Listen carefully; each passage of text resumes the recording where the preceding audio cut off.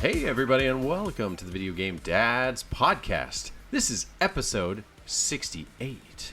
Yeah, the Video Game Dads podcast is where three guys in a basement talk gaming, fatherhood, and everything in between. We are your hosts. I am Ben. I'm Adam. I'm Sean. And I'm Michael. Ooh, there's four of us. Quad. We're a quadsome. Is that a thing? We're a quadtet. What is that? Quartet. Quartet? Yeah. Oh, quartet. Yeah. Quartet. I think I know that. Do I have a degree in music? Yeah, it's from forever ago. That's Do I right. use it? We're gonna do a barbershop. Oh, yeah. Some barbershop singing after this. Yeah. Sweet We're a foursome. Caroline, I wanna something else and something else. Okay, guys, you just leaving me hanging. I'm not All right, familiar you with hold that out the one. high note. You hold out the high Because note. you're You the go, artsy one. do, do, do, do. You gotta have the guy in you the were- back that just does like the deep boop boop boop. You know, that Yeah. stuff. Yeah. You were crushing it. We were just admiring your work. That's Michael. That guy, can you imagine if we like did that randomly and we like, because I know a couple of people who have done barbershop quartets, and it is awesome. It is awesome Of until all of us that would know people who have been involved in barbershop quartets, I was in one. Did I ever tell you this? I'm not surprised by this. Yes. Yeah. But, like, here's the deal. You love them until you don't. It's like salt. It's like, oh, this is great. You need it. You need it. And then all of a sudden it's like, no, I can kill a slug. Like, that's what barbershop quartetism is. Like, they get together. They're fun. It's great. Acapella music. There was a time I was really in it in my early 20s where I, like, liked it and I listened to it all the time. And then I had a roommate who was tasked with editing it. So from his room, I would hear it over and over. And it felt like I was in one of those like Clockwork Orange type things where I was like, okay, I now just hate barbershop quartets completely. And I was even like the rest of us. Aww. You know, I think everyone likes like one song, but like if they were to sit there and you had to listen to like a Barbershop quartets are 2-hour, fine, 30 seconds at a like time. a 2-hour Yeah. concert would be Yeah. pretty painful. I What's think. funny is like they're so good at like at the end they just resolve their chord. Like that's the big thing about a barbershop quartet. Is like when they get to the end, it's all of a sudden one person like holds out the note and they all like, you know how we do our handheld holla. Imagine one guy just not and he's like holla and they're like holler holler holler holler holler. And it's just like Somebody snapping their We'll fingers. keep that one Yeah. up later. yeah, and it just keeps going and going and going. Well, I was okay, fine. I'll tell you this. I was in a barbershop quartet, and the guy left, and it was like a thing because it was like one of the bigger ones on the university, and I was going to take over as the fourth guy. Well, all of a sudden, when that one guy left, another guy in the quartet, where this is like, you know, they did all this stuff for the dean. They were like famous for like early 2000s barbershop college quartet, and one guy said, okay, now that guy's gone, I want us to be a boy band. And everybody else was like cool, like chill, like pretty demure personality. They all went along with it. And I was the new guy. So all of a sudden he's like, okay, now we're going to add a fifth person. And we literally like drove like 6 hours to sing for like some like person from Sony or something. And it was like... It was just such a cluster, and we went out and we were thinking like, oh, this is gonna be a real audition. It was like in some back alley bar, and these guys come in like There's us, this guy like they looking named like Weinstein. yeah, exactly. It felt like that. It was so ridiculous. Yeah, well, you just had to finish the audition, and you didn't get there. Well, I told the guys like we can't be a boy band because we're not starting when we're 12. We're already like old, and You're half past of us puberty. It's too yeah, late. yeah, and yeah, and if you look, Yeah. if you looked at us, it was like the same kind of thing, you know, face for rate. Like, none of us dance, and you know, you'd have to like give us some hardcore plastic surgery, I think, to make it. Anyway, so that's I don't know why we talked about that. Hey, you know what? If it's your first, if it's your first time listening, let's pedal back. Let's just back up, like Jim Carrey would just like talk backwards for a while to go back to the beginning of a scene. We're just gonna do that in our minds. We're going to come back and say, hey, thank you for joining us. We are an amateur, family friendly in terms of we don't cuss, but no promises there won't be some adult content. So you don't have to have earmuffs around the kids or around the preacher, or around your neighbor who gets salty anytime you say the JC word or something like that. Everybody's got their own. My grandma would say, good night, anytime she stubbed her toe or something. That was her Holy swear buckets. word. Yeah. Yeah. Sassafras. Shut the door. Yeah, shut the door. Our last upload was a little different. Do you want to tell this story, Yeah, Adam? Or so after the last... I'm actually going to finish editing it here relatively quickly. But by the time you hear this, it's already out. Yeah, it'll already be out. But yeah, our last episode... I assumed that it was Benjamin's turn to edit it, but it was actually my turn. Yeah. So the not getting released is solely my fault It's all right. because I wasn't keeping. We've done this so long, it's like, I'm not going to give you a hard I was just like, every once in a while we got one where it sits in the chamber for a couple weeks. And all of a sudden, after a few weeks and he's like, is it your turn or my turn? I was like, We just needed it to marinate for a little bit. It is. Yeah. It's been Spacing it out. marinated. Yeah, so we're talking like a few weeks before Halloween or whatever. It doesn't matter. We don't talk about anything in the episode that's very date specific. Yeah, so we're going to talk about holiday stuff this time. Who knows when this will come out? Like, if it's July, just think of it for next time. No. But anyway, if you've been longtime listeners, you know that it's best for podcasts to be regular. But you know what? We're just, we can't go every once in a while. We'll need some Miralax. It's not going to come out. But anyway, let's see. Where can you email us, Adam? Videogamedads@yahoo.com. Yeah, videogamedads@yahoo.com. And you can tweet at us at videogamedads. For the most part, in facebook.com/videogamedads. We always thank you for listening to us for this many years now. I believe we're on our, is this year 7? Yeah, 6 or 7. I think it's 6. Okay. Yeah, it's 6. I don't even remember. Yeah, we're right around year 6. Yeah, I think it's around 6. Yeah, so anyway, we always thank you guys for listening over all these years. We really, really appreciate it. We'll, of course, have our segments that you know, love, and listen to, the Video Game Book Club and our Handheld Holla. And we're still doing our countdown of our top 100. That's been quite popular. Yeah, our Pop 100. Our Pop 100. Yeah. Oh, and if you listen, a little side plug, there's a podcast called the PlayStation Collectors Podcast. You can find it anywhere you find podcasts. A guy named Figsy and Will. I was on their episode 9. They have got like 50, and that was like a month ago, and they're already on episode like 30. They just pump out. They do like 2 or 3 a week, and I was like, good for you. I don't know how, but also pretty sure they don't have little ones running around. That has something to do with it too. But also, we'll just say they got gumption. Good for them. We can't do that stuff. Gumption is for the younger crowd. Yeah, for those that don't know, we get together. We're like physically within 2 feet of each other. All of us right now, groins just pointing to each other. And everybody's got their hands in their laps. I'm like looking at everybody. Protecting myself. Yeah, you are. Yeah. You never know. Yeah, from wandering gazes. Yeah, but we got a couple beers out. We hope you're listening or you're driving. Yeah, you never know.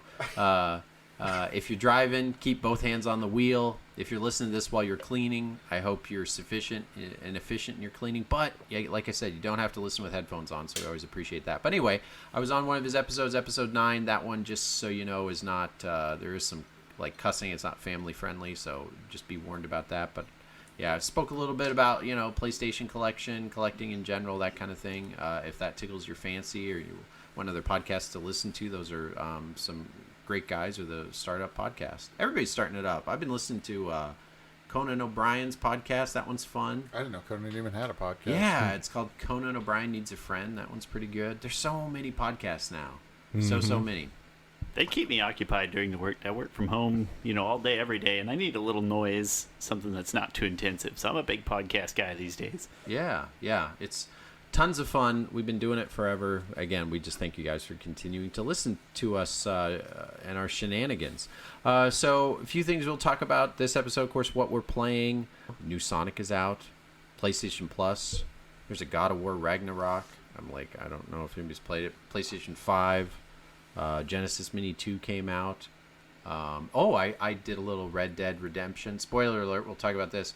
Imagine, in Red Dead Redemption where you drive a train? Well, I had an experience.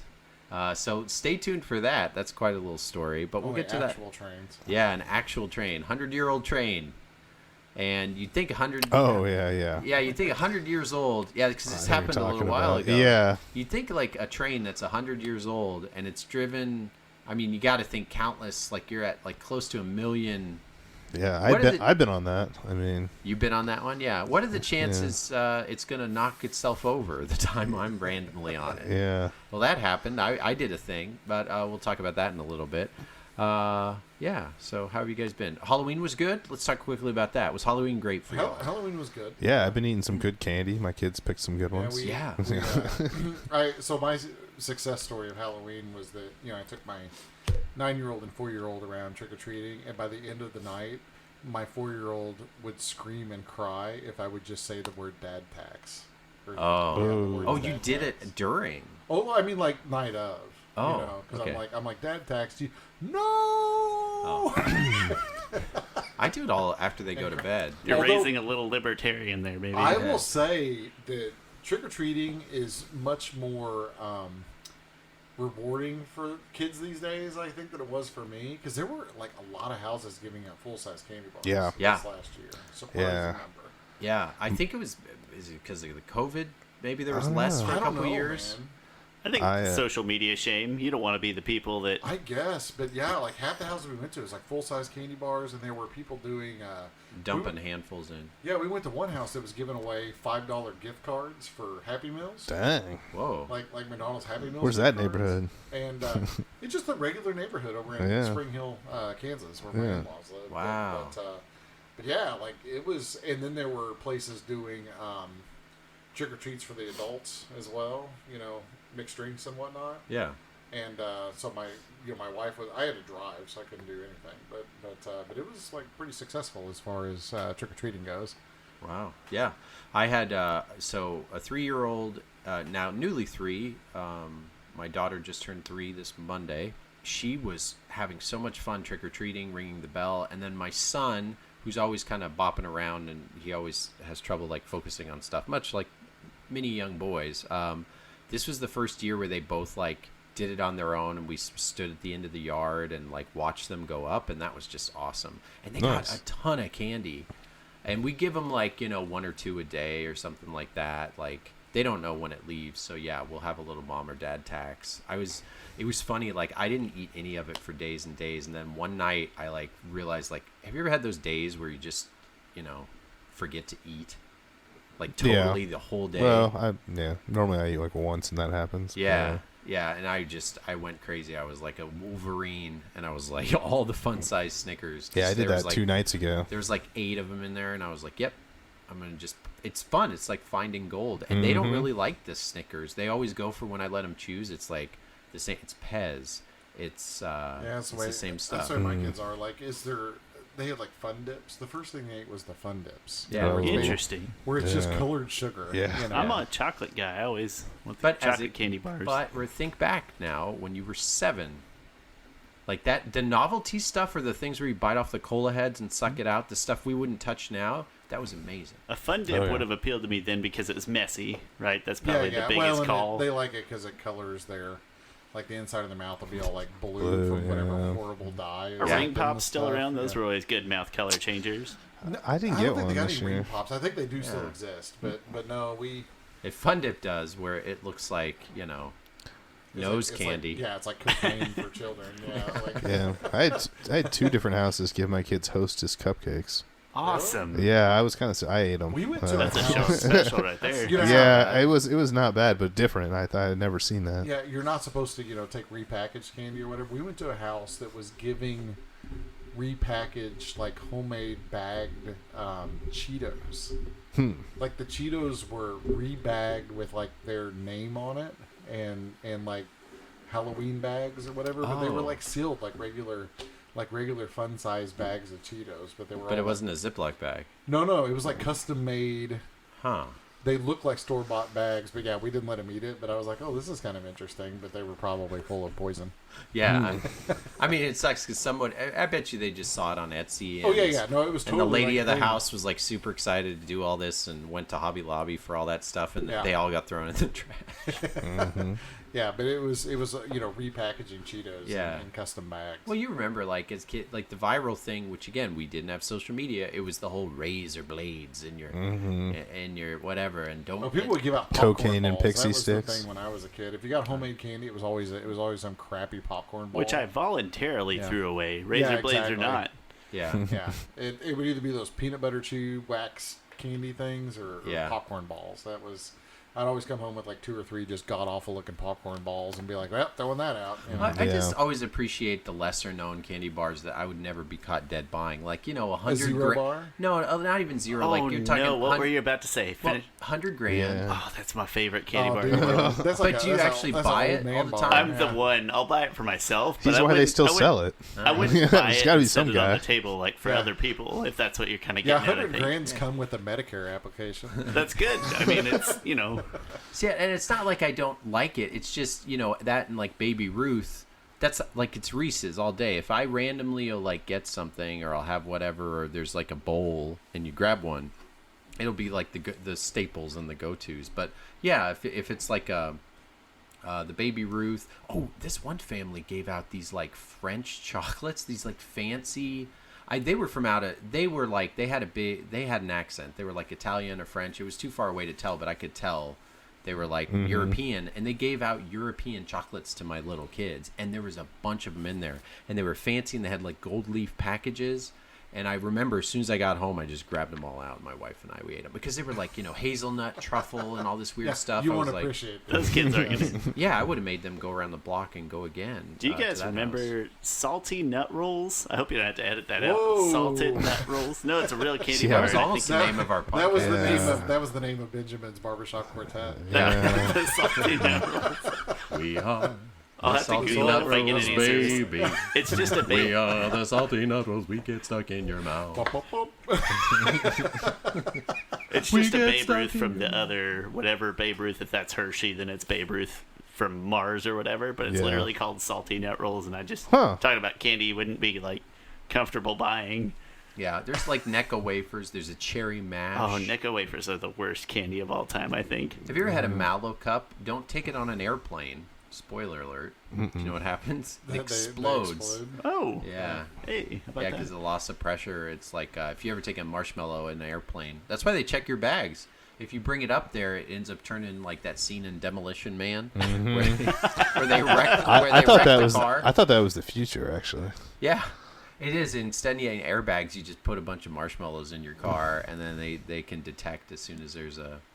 Okay, anyway, that's a really weird reference. Like, who's seen Demolition Man? Hopefully, some of our Dude, that's a listeners. fantastic movie. Yeah, If you haven't seen it, I He love- doesn't know how to use the 3 seashells. Well, yeah, I don't know what year it is because it's probably coming up Yeah. soon, if not I already. think it we've already passed passed. it. Did it? Yeah, I think Okay, it's passed. so- 2012 or Yeah, something, or yeah. 2017. Passed it. Some of the technology they have in the movie is real though, like the voice activated stuff, and Yeah. you could you can definitely have that. I was and- like, I like that movie because it didn't take itself too seriously, Yeah. because they cuss and then like there'll be a receipt for like they get like a civil penalty, Yeah. Yeah. they get a fine Eh. for cursing. You were Eh. saying Just like- something. yeah, so every Mhm. time they say like an F-bomb or something, there's like this little Yeah. receipt that pops out of the wall. Yep. Yeah. And no one can like touch each other due to like plagues and things like that. But yeah, and- nobody has natural children anymore or something. Yeah. You go to a lab. You put Yeah, on you a go to a helmet. lab to get pregnant. Yeah. there is definitely a lot more fast food. Not quite as much as not just Taco Bell, but Yeah. they won the franchise wars. Remember that? Oh, the franchise wars. Yeah. Yeah, I remember. Like literal wars. Yeah, literal war. Wait. Schwarzenegger was president? Yeah. Yeah, and that was before he did any idea of governor. So yeah, that he was actually funny. became the governor, which is close. Yeah, Like- it's like Or, just you know, heartbeats away. I saw Yeah. something, No. or what is this? Stallone is on the Terminator 2 posters in Oh yeah, in Demolition Man. yeah, Yeah. yeah. Or that one, or True, not True Lies. What's the? Oh no, Last Action Action Hero is Hero. what I'm thinking of. Yeah. Yeah, Last Action Hero gets Mhm. thrown aside, but boy, that's good. I too. love that movie when I was a Yeah. kid too. That movie Going into was a not movie. good when it came out, but is now good. If you Really? watch it. As a Yeah. kid, I loved that movie. It's one of, Me and it's my one of the brother few used to movies I watch feel it that way all the about, where time. I did not like it when I first saw it, and now if I see it, I'm like, oh yeah, it's all right. Well, it pretty allows good. Arnold Schwarzenegger to be kind of like sound kind of dumb, like when Yeah. he's, and it allows him to kind of, I don't want to say be himself, but like, Side tangent to our side tangent. Have you guys seen the new Total Recall with Colin Farrell? Yes. No. New. I actually- That was 10. It's 10 Well, I years know old. newer. Yeah, I guess. got you. Relative. But I finally actually watched that I saw it in the last, theaters. last weekend. It's not bad. I liked it quite a bit. Yeah, it's not bad. You know, I still probably would prefer the original, but Oh, it's yeah. not a terrible movie. I from what I remember, the big thing was like since you saw the original, it was just like a newer take on it, and the few things like they're drilling down. Bryan Cranston's in it, but all the like beats are kind of the same. They have the lady with the three mammaries. Mammaries, can I say that? Yep. Okay. You have that lady comes back, and then you have like Colin Farrell, and he has like a phone in his hand, and he has to like cut it out at one point. It ended up being kind of forgettable. But what's funny to me is the drama behind it, because I guess who's the lady from the werewolf vampire? Oh, Kate Beckinsale. So Kate Beckinsale is like the villain. Oh, spoiler alert! But she's the Sharon Stone. Correct. Yeah. And so that was the director's wife. Upgrade. Yeah, so that was the director's wife. So they made her the main villain because basically it's like, hey, this is my wife. She looks good jumping it's like around. all the Resident Evil movies. Yeah. Yeah, whatever her name is, she's married to the director. Yeah, that's really? the same kind of thing. Yeah, that's why she's in all of them. Mila or something Vitch. Yeah, like she's married to the director. I'm gonna have to really? bleep that out there. You better watch it. Well, her name's in VIC. First Salty Nut Rolls. Isn't that the now girl this. who's in Fifth Element? Yeah, Fifth Element. Yeah, but her husband. That movie hits. I mean, Right don't quote me on this, but at least on a few of them, her husband is the director of the movies. Yeah, I guess she really didn't say much in Fifth Element, you know. No, but she has that like chatty. Yeah. That must have been a tough one to train for. I don't know. Yeah. Maybe I'm misremembering, but that's right though. She's married to the director, right? And I would hope so. Otherwise, she's got quite a lucrative deal. I mean, just she's like like in all one of of the them. Marvel movies. Like basically, it's like Robert Downey's in it even after he dies or whatever. So getting the checks. Yeah. But anywho, so good. I'm glad Halloween was good. We did go off on some side tangents. I'm glad we got our fill of candy, and now we're going to get our fill of turkey and our fill of Christmas and all that fun stuff. We got to put that stuff out. I can't wait, right? 'Tis the season. It feels like we're on a Groundhog Day, right? We got to put out our lights. It is like all the Halloween stuff came out, and then all of it goes back. And then my wife yesterday was talking about like, oh, we need to get the Christmas tree out and all this kind of stuff. And that was my wife too. My wives are the first to bring up the Christmas trees. Oh, it's like the worst. Yeah. Because I'm getting it all out. It's like a mini move, basically. To me, it's not the tree. It is the ornaments for me. The ornaments, for whatever, feel like, because they all have to be like tucked away in a special way. Unless you guys have some secret of putting away. We keep putting them back in their regular box. But like you take them all out. My wife and I would always like get each other an ornament every year together. And now that we're like been together staying long, we're like, Jesus. I mean, we take up all the trees and we get one for the kid, and each animal that goes on to the great beyond, we make a special one for that. So it's like we got a lot of ornaments. Yeah. It's like I would just make my kid do it. I mean, my kid can't do all that. We have hundreds, man. Oh, we really? solved that problem by getting a second Christmas tree. Oh. Yeah. What a great solution. It is. It's a great solution. We do that too. Yeah. We got a white one, and we got that big one that you helped me with that one time. That like the 18 foot. You guys go with fake ones? Oh yeah. Oh yeah. Absolutely. Oh, yeah. We're heathens though. We just carefully lay all our ornaments loose in a box. Like we take the hooks out of all of them, and then we just lay them in a box, and we just have to put that box on the top shelf. We're those people. I'm not proud of it. Yeah. All right. That seems normal. I don't know. It seems like what I would do. What are you supposed to do? I have been. You're supposed to like Benjamin is saying. You literally put them back in their individual like little boxes to that's what we do. We have the original boxes because they break. That go back into, I feel like I would save like those like big light boxes, and I would just like keep them in there, and then just fill them up in those or something. Yeah, it depends. Like you know what I'm talking about? Yeah, those but like 14 packs. I mean, I guess if you have. We have in our tree. We store them in these body bags, like these. They're designed for Christmas trees, but like every Christmas, if you were to come by here, like when I'm either setting the trees up or taking them down, they look like body bags from a movie. But that's cool. But they're full of Christmas tree parts. Oh, so you got Halloween? You should just leave them out for Halloween, and then I could. Yeah, that's actually a good idea. I could just lay the bags in the yard, little blood stains on them or whatever for color. Yeah, and then start putting them in your neighbor's yard. Yeah, that's all great ideas. I think that'd be great. Blow the leaves, do all this kind of stuff. But you know what we should be talking about and getting to? Video game book club? What do you guys say? Yeah. All right, our video game book club. You need a Tetris shop. Tetris.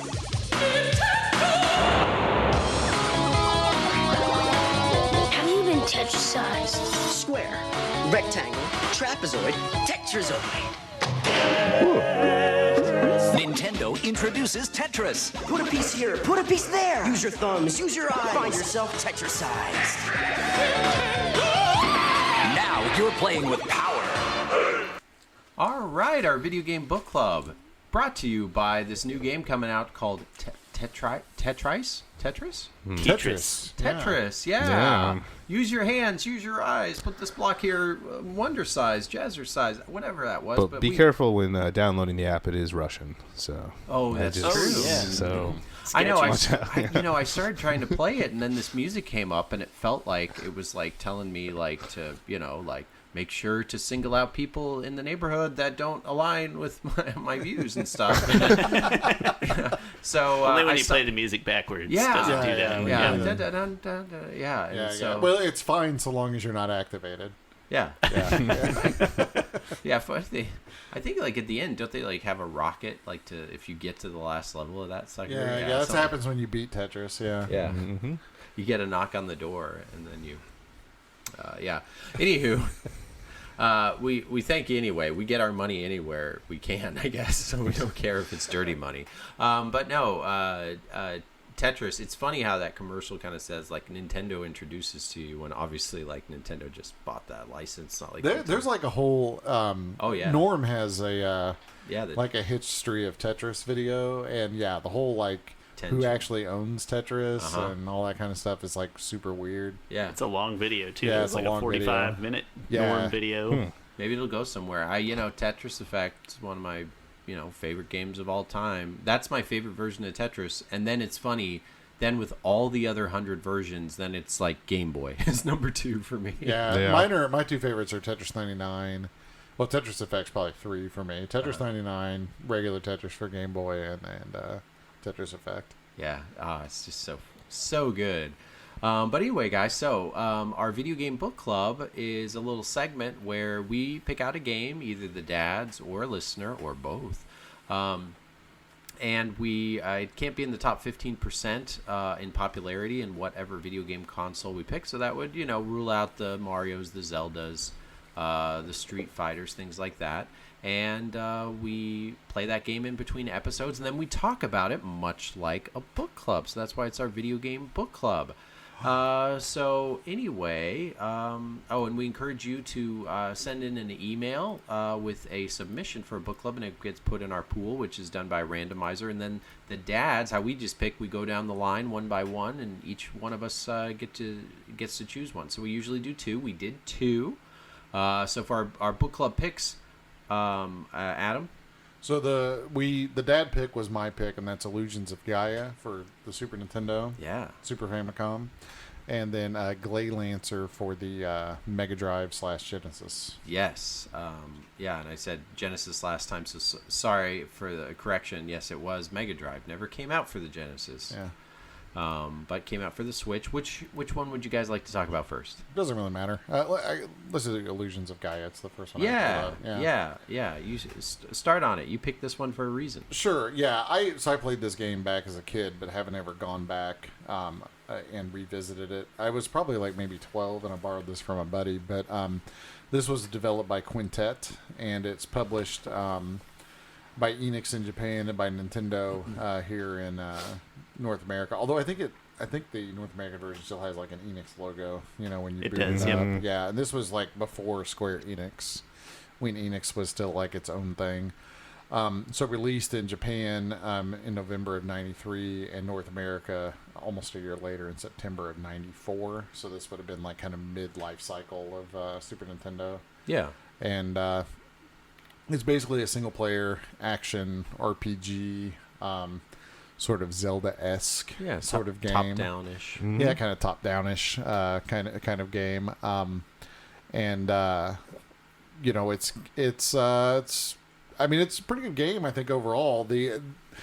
It's a little bit what's the word? Prototypical as far as like what the actual kind of plot is, kind of how it plays, and that sort of thing. So it's like a lot of games of this vintage that are RPG wise. You're basically a young boy who's like kind of in the sort of Wonder Years becoming of age sort of thing, you know, where you have kind of a mysterious past, and then you're sort of discovering your future, and of course the whole world and its existence depends on, you know, you going on some kind of a quest, sort of thing. So it starts out, you're a kid named Will, you know, in a small town. You know, just like all the rest of these games, you're always you're always a boy in some small town, like a fishing village or something that has some mysterious past. And in this particular case, it's that he has a father who went missing, you know, at some point in the past, and he also has this small group of friends that he, you know, sort of runs around with. But for whatever reason, he has these like telekinesis powers that he and his friends are kind of don't really understand, but he can move objects, you know, with his mind and that kind of thing. But, you know, it's not very long before trouble starts to happen, and he's sort of summoned to go on a quest, kind of thing. But as far as the way that this plays, it's kind of an overhead top down, but sort of a slanted to the side top down kind of perspective, and it actually plays a lot like a Zelda game. It's, you know, it kind of, people call it an RPG, but it's probably, at least in my opinion, I'd probably call this more of an action game than an RPG. It's like an action game with RPG elements where you get different skills and different power-ups, you know, kind of Zelda-ish, where, you know, you finish a dungeon and you get like a new power-up, a new pickup, you know. The way that you scale up is more like Zelda than what I would consider an RPG, but Yeah. I'll probably still call it an RPG at least 10 times while we're talking about it. Yeah. No, you could do that. And like I said, I hope you chime in a lot on this one, Sean, because like this is your genre, and for me, it's like it's hard to decipher the differences between a lot of these because I didn't play this one back in the day, and you know, I made it no secret that like RPGs and JRPGs, there's some select ones I play, but a lot of them I just had no experience with. This one I didn't on this one. I like that it's an action RPG. I like that you're not having to spend a whole lot of time like going through menus and deciphering things and deciding what you're gonna like level up. Yeah, there's no leveling up, there's no grinding, And that's what makes it feel very Zelda-like, right? Like, it really feels more linear and less like it's just trying to take some of your time for grinding, for lack of a better term. And I think this is probably why this appealed to me versus, I remember around this time playing things like the Final Fantasy games and just being kind of confused by them. Like, why are there numbers popping up on the characters, and what are these levels all about, and what the heck is this potion or this spell kind of thing? Like, it just didn't make any sense at all to me. But like, this is a game I could pick up and just be like, oh, you know, you just kind of play it. You just sort of pick these things up as time goes on. And there is like light leveling, meaning that like when you're in a dungeon and you clear out all the enemies, your defense will go up or your attack power will go up. But it's not like, you know, oh, now you're level 15 and you've unlocked some new skill, or, you know, you don't have to assign ability points or anything like that. But it is super linear. I mean, it's even more linear than a Zelda. Yeah. Like, and you can't really go back. No, you can't. Everything's empty. Yeah. And you can miss stuff. That was the big thing that I was like, whoa, okay. But yeah, so you have to, like, as you go through, I mean, sort of the way the game works, or the script of the game is, you always go to a town, there's some sort of puzzle or task that you have to complete inside of, you know, the sort of the town phase, where you have to talk to a certain person, find a specific item, or, you know, or a specific set of items, and kind of do these things to progress the story. But then you end up in a dungeon scenario, and then in the dungeon scenario, it's kind of point A to point B, but there's branching pathways and things, and you have to, like you're saying, you have to make sure that you go through and explore all the cul-de-sacs, you know, through the dungeons, so that you're not missing things, and then you know, progress through that, and then it's kind of rinse and repeat. And between the towns and sort of the dungeons, there's like a mode 7 sort of map screen. yeah, you know, that's kind of cool. Yeah, it was cool, but again, it's not free roaming. Like, you know, you go to the map screen, your guy just basically auto scrolls to the next level, and you're locked in. It's not like you can go back to the first level and then, you know, defeat everything again and get something that you missed or whatever. So it's very, very linear, you know, point A to point B.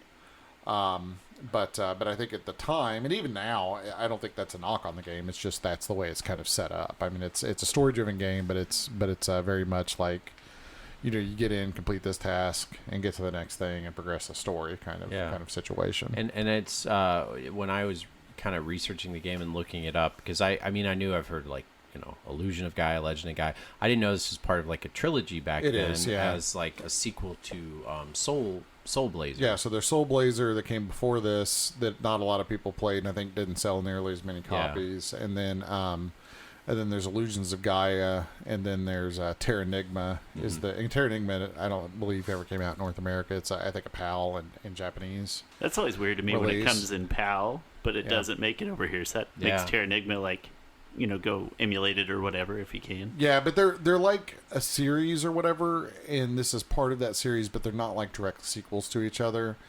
They're a series in the same way that like Final Fantasy games are a series or something. There's kind of like common themes, common story elements, but Like they don't. spiritual succession, but not really. Yeah, I mean it's not series, not the same characters. It's really not even the same exact type of game as Soul Blazer. Soul Blazer's got enough different elements to it that you really wouldn't know unless you.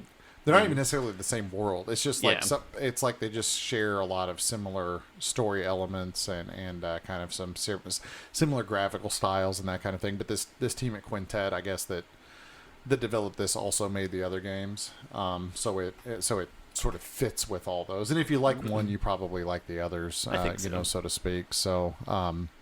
But it's not like you don't have to play the first one to get the second one, and you don't have to play the second one to get the third one, and you could start at Terranigma and work your way backwards even if you wanted to. And just for whatever it's worth, there are ROM hacks and homebrews and stuff of Terranigma that will play on North American Super Nintendos out there. So if you really want to finish it up, there's ways you can. There now, are ways that you can do it. Unlike in the past, did you? And you didn't play this one back in the day, did you, Sean? I got this one. If you allow me to go on a tangent, I got this one. Go tangent away. 2012 or 13, I had just like gotten my first big boy job out of college, and I had never owned a Super Nintendo. Yeah, what was your big boy job, if you don't mind me asking? The Payless Shoe Source corporate headquarters in Topeka, Kansas. Whoa! So I think 2013, and so I was. How long did it? Hold on, Payless Shoe Source. Anybody else? Was I the only kid that I got my shoes from that place? Oh, yeah, my shoes came Oh, from okay. Payless. Yeah, and it was great. They looked great for a month, and then all of a sudden they turn in. It's like paper mache. But you need that for your kids, right? Because that's all they use them for, right? Yeah. So Payless for kids stuff. Exactly. I'm not blaming you that you put them in bankruptcy there, Sean. I came at a bad time, but it was I think the internet kind of. Wait, you said 2013? Yeah. When did Payless go under? Right I around would there. say they We're probably putting this declared their together. first bankruptcy in probably 2015. Oh. And then to this day, they actually still have a very strong international presence. It's like a franchise model, but where they still manufacture and supply some of the shoes, but they don't own the retail spaces internationally. Wow. And I don't think there's anything stateside other than maybe like Amazon sales of the brands that Payless owns, I bet. Wow, I never knew that. And you were head of marketing. Head of marketing, also just a merchandiser, but no, great gig, great out of college gig. I did not know this about you. Yeah, Topeka, Kansas. So for like 5 years, that's where my wife. No, man. Every little town I grew up in had a Payless Shoes store. I mean, Hutchinson, every one of them, Kansas, with Chris Moose in the mall. We would go visit Chris Moose, and then I'd get to pick a pair of shoes for my Christmas present at Hutchinson, Kansas Mall. Payless Shoe Source. Sorry, weird tangent. His name was Chris Moose. How is that not adorable? I didn't know Hutchinson, Kansas had a mall. I'm assuming it's not around anymore. It is. What? It is. If there is a town Yeah, I was gonna anywhere where a say, mall still The exists, small towns I probably are the ones yeah. that But like it's to only say. like a third really, most of those occupied. are the ones. Yeah. Yeah. Volume-wise, it's more than a third because if you're JCPenney's and you're, I don't know, whatever, the Dillard's. Those are the maybe. anchors. I actually think Yeah. one of the most successful still operating malls that there is probably here in Kansas City. Yeah, Oak Park. Oak yeah. Park. It's and very actually, nice. It's well kept. Independence Center is.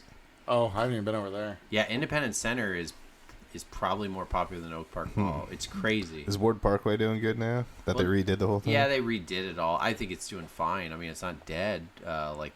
Metcalf South and all Yeah, those that was other always ones. trash though. Yeah, I mean, there's like dead Nobody mall went series. there like. Yeah. Yeah, I know. There's so many like dead mall series and things like that, but I'm just surprised Hutchinson. Although Hutchinson, a lot of people, I've said this before, I think on the podcast, Apollo 13. The module is in Hutchinson, Kansas. Yeah, it lives. It's not a recreation or something. It's That's where it just is. there. Yeah, it's crazy to me. And it's there within a whole bunch of other cool stuff. We have a space museum there, and you have the salt mines that have The Cosmosphere. The Cosmosphere. You have Dorothy's dress. I think it's got one of like the top 50 golf courses in the United States too. I can't think of the I name, but wouldn't I know know what you're that. referencing. Yeah, it's called Prairie Dunes. Oh, Thank you. Yeah. Yeah. It's a little. You know about that? South. Oh, let me think. It's a little Yeah, south. it is. I used to remember as a kid, I'd look at the Is it top. like some senator that's from Hutchinson, Kansas? I have that no made all idea. this There's stuff? some money in Almost this. surely. There's Almost gotta be. surely. Is Bob Dole from Hutchinson, Kansas? No, he was Salina, I believe. okay. Bob Dole. Yep, Yeah. you're right. Or Bob Dole from Salina? Bob Dole. Yeah, Bob Dole doesn't like. Bob Dole thinks. Yeah. Yeah. I once asked him for his pen, and he wouldn't give it to me. I just think it's funny. Like Bob Dole always referred to himself in the third person. I loved that as yeah, a kid. I thought think it was funny. it would be awesome if everyone in Kansas was just like referred to themselves in the third Yeah, person. well, like now that. it would throw people off because you know how like every generation, kids discover things and then act like no one's discovered it before. And now we're old enough to see that. Like on TikTok, when people are Oh, like, yeah. "Oh, look at this," or like, "Look at this fun game. If you hold the select button, you get extra lives." It's like, yeah, we knew that forever ago, and it's got 12 million views. You mean I could have made that thing? Yeah. So Where are the Koch brothers from too? From Hutch or not Wichita? I don't know. Are they It's from one- Kansas? They Yeah. are. Yeah. Oh, yeah. Oh, I didn't know That's that. what I said. So like, I thought they were, like, from anyone's Pennsylvania or if something. anyone's no. gonna support it, I it's thought it gonna was be them. Wichita. It's in that's probably Wichita. It might. then. Okay. Well, I I didn't don't It's know. know probably that they're from there, but the Apollo 13 module is like in their basement. they or something. bought it. Yeah, just brought it here. no, it's just like you're literally just walking halfway through, and it's like any other part of it. It's like it's not like they're just hyping it up, and you're like you're 10 miles away from this. Like the Corn Palace. If you ever go up to South Dakota, you hear about the Corn Palace like 3 states before you The even Corn get Palace there. sounds like the most South Dakota thing ever. Oh, It does. yeah. Yeah. If Wall not, it's Drug. Nebraska, right? It's probably on the border. I like it. Wall drug, that kind of thing. It's Yeah. yeah, tons of fun. But anyway, sorry. So you were working at Payless Shoes. Oh, you yes. were embezzling money. No, Embezzling the listen, money that's from- why they're bankrupt, and I hope they don't listen to this. They might come after me. But I had never like They won't any get too Super far in Nintendo their shoes, experience. Sorry. They're gonna open my closet and there's just stolen shoes, just stacks Just of them, stacks of Yeah. generic degrading shoes. quickly. Yeah. And but so that being said, I didn't have a ton of money either, but I did have a big boy job, and so I told my wife, I was like, I'm gonna get a Super Nintendo, and that was like peak Super Nintendo. It was a terrible time to buy. So this game was like emotionally important to me because it's like the one thing that had good reviews online as like an RPG, like an action Zelda-like game. So I got Zelda, Link to the Past, and then I got this game for like $20, and Zelda was like, I don't know, 15 to 20 bucks at that time. So it was like the one other good action RPG I could actually afford. So it has a lot of sentimental value to me. Took it home. I'd played Zelda a little bit, played through Zelda, and then I put this in. And not super similar, like they were different enough that I was very entertained, but I immediately understood where the sort of good ratings and reviews came from, even though I myself am more of a JRPG guy. I really liked that it was still kind of linear. It sort of funneled me along. The puzzles were like the right difficulty level. The story was discombobulated, which I don't think I cared as much at the time as replaying it now. The story just Oh yeah, no, feels the a little story, yeah, overbaked and it's wacky. It's a little janky, but yeah. not in a purely bad translation way. I don't remember noticing that at the time, but I think they just made the game and then kind of made the story fit the game. stuff kind it of on thing. there. Yeah. But so if I get a little sentimental, it's just because like that's like the thing that I could afford on the Super Nintendo at the time, and I did immediately really fall in love with it. And it didn't hold up quite as well as I thought in every way, but pretty close. Yeah, what I remember about this game is I never owned it, but one of my buddies did. And it was one of those things where, like, I traded, like, we borrowed each other's games, so I, like, traded him a game, and he traded me this game, and I don't even remember what I traded him, but it was probably something stupid, like, Hyperzone or something like that, like something that was a real fast kind of game. Yeah. And I remember at school, he'd be like, I need Illusions of Gaia back, and I kept telling him, like, okay, yeah, I'll get it back to you, whatever. But I remember dragging my feet for, like, a couple of weeks to give it back to him, because I wanted to get further in the game, right? And the game that I gave him, and like I said, I don't remember what it was. It might have been a sports game or something. But like the game I gave him is like one that you play like 1 or 2 days, and then you're kind of done with it. And but I just remember getting him kind of PO'd at me a little bit because I kind of dragged my feet for 2 weeks before I finally gave it back to him. Because I don't think I beat it back then, but I got pretty far in it. Yeah, without the manual too. Yeah. Wow, And cool. I remember there's one specific point where I couldn't figure out what to do to progress in it. It's probably about halfway through the game or so. But this was like I actually remember my dad was in college at the time, and I had him go to the college library and look up how to get past this part of the game. Wow. So that he could tell me how to get further in it. It was like in the olden days of the internet, kind of thing. Alta Vista. Yeah, like you had to fire up Netscape or something. Yeah. Pop in your CD. Yeah, put in the AOL CD or whatever. But I remember having to ask my dad for internet help to be able to figure out how to get past this. Remember Ask Jeeves? Yeah, I mean, this would have been around the same time. Yeah, and I mean, this The was original, not, the original Google search. Yeah, this was probably. I mean, this would have been. What did I even say? Year this came out? 94. 94. I mean, this would have been probably a good 3 or 4 years after that. Oh, okay. When all this happened. But, about 97 is when I looked up stuff on the internet, but it would be there would only be like 2 places to find anything. Like it's not like there was a lot. Yeah, I mean, I want to say it was like, most people used like AOL at that time too, and it had like all that like sports scores and weather all built into it. So like a lot of times people didn't even search for things. Yeah. But except for like MapQuest, that was pretty big. Yeah, I mean, it's kind of side tangent. But I remember the first time going. We didn't have like Airfingers quote internet at our house, but I remember going down to the college and logging on the internet, and the browsers back then didn't have tabs on them. You just had the one window that you could use. But I remember being like kind of freaked out when I was online because I would see something that I wanted to look at or whatever, and then I would see like another link. But I remember being scared that I wouldn't be able to find my way back.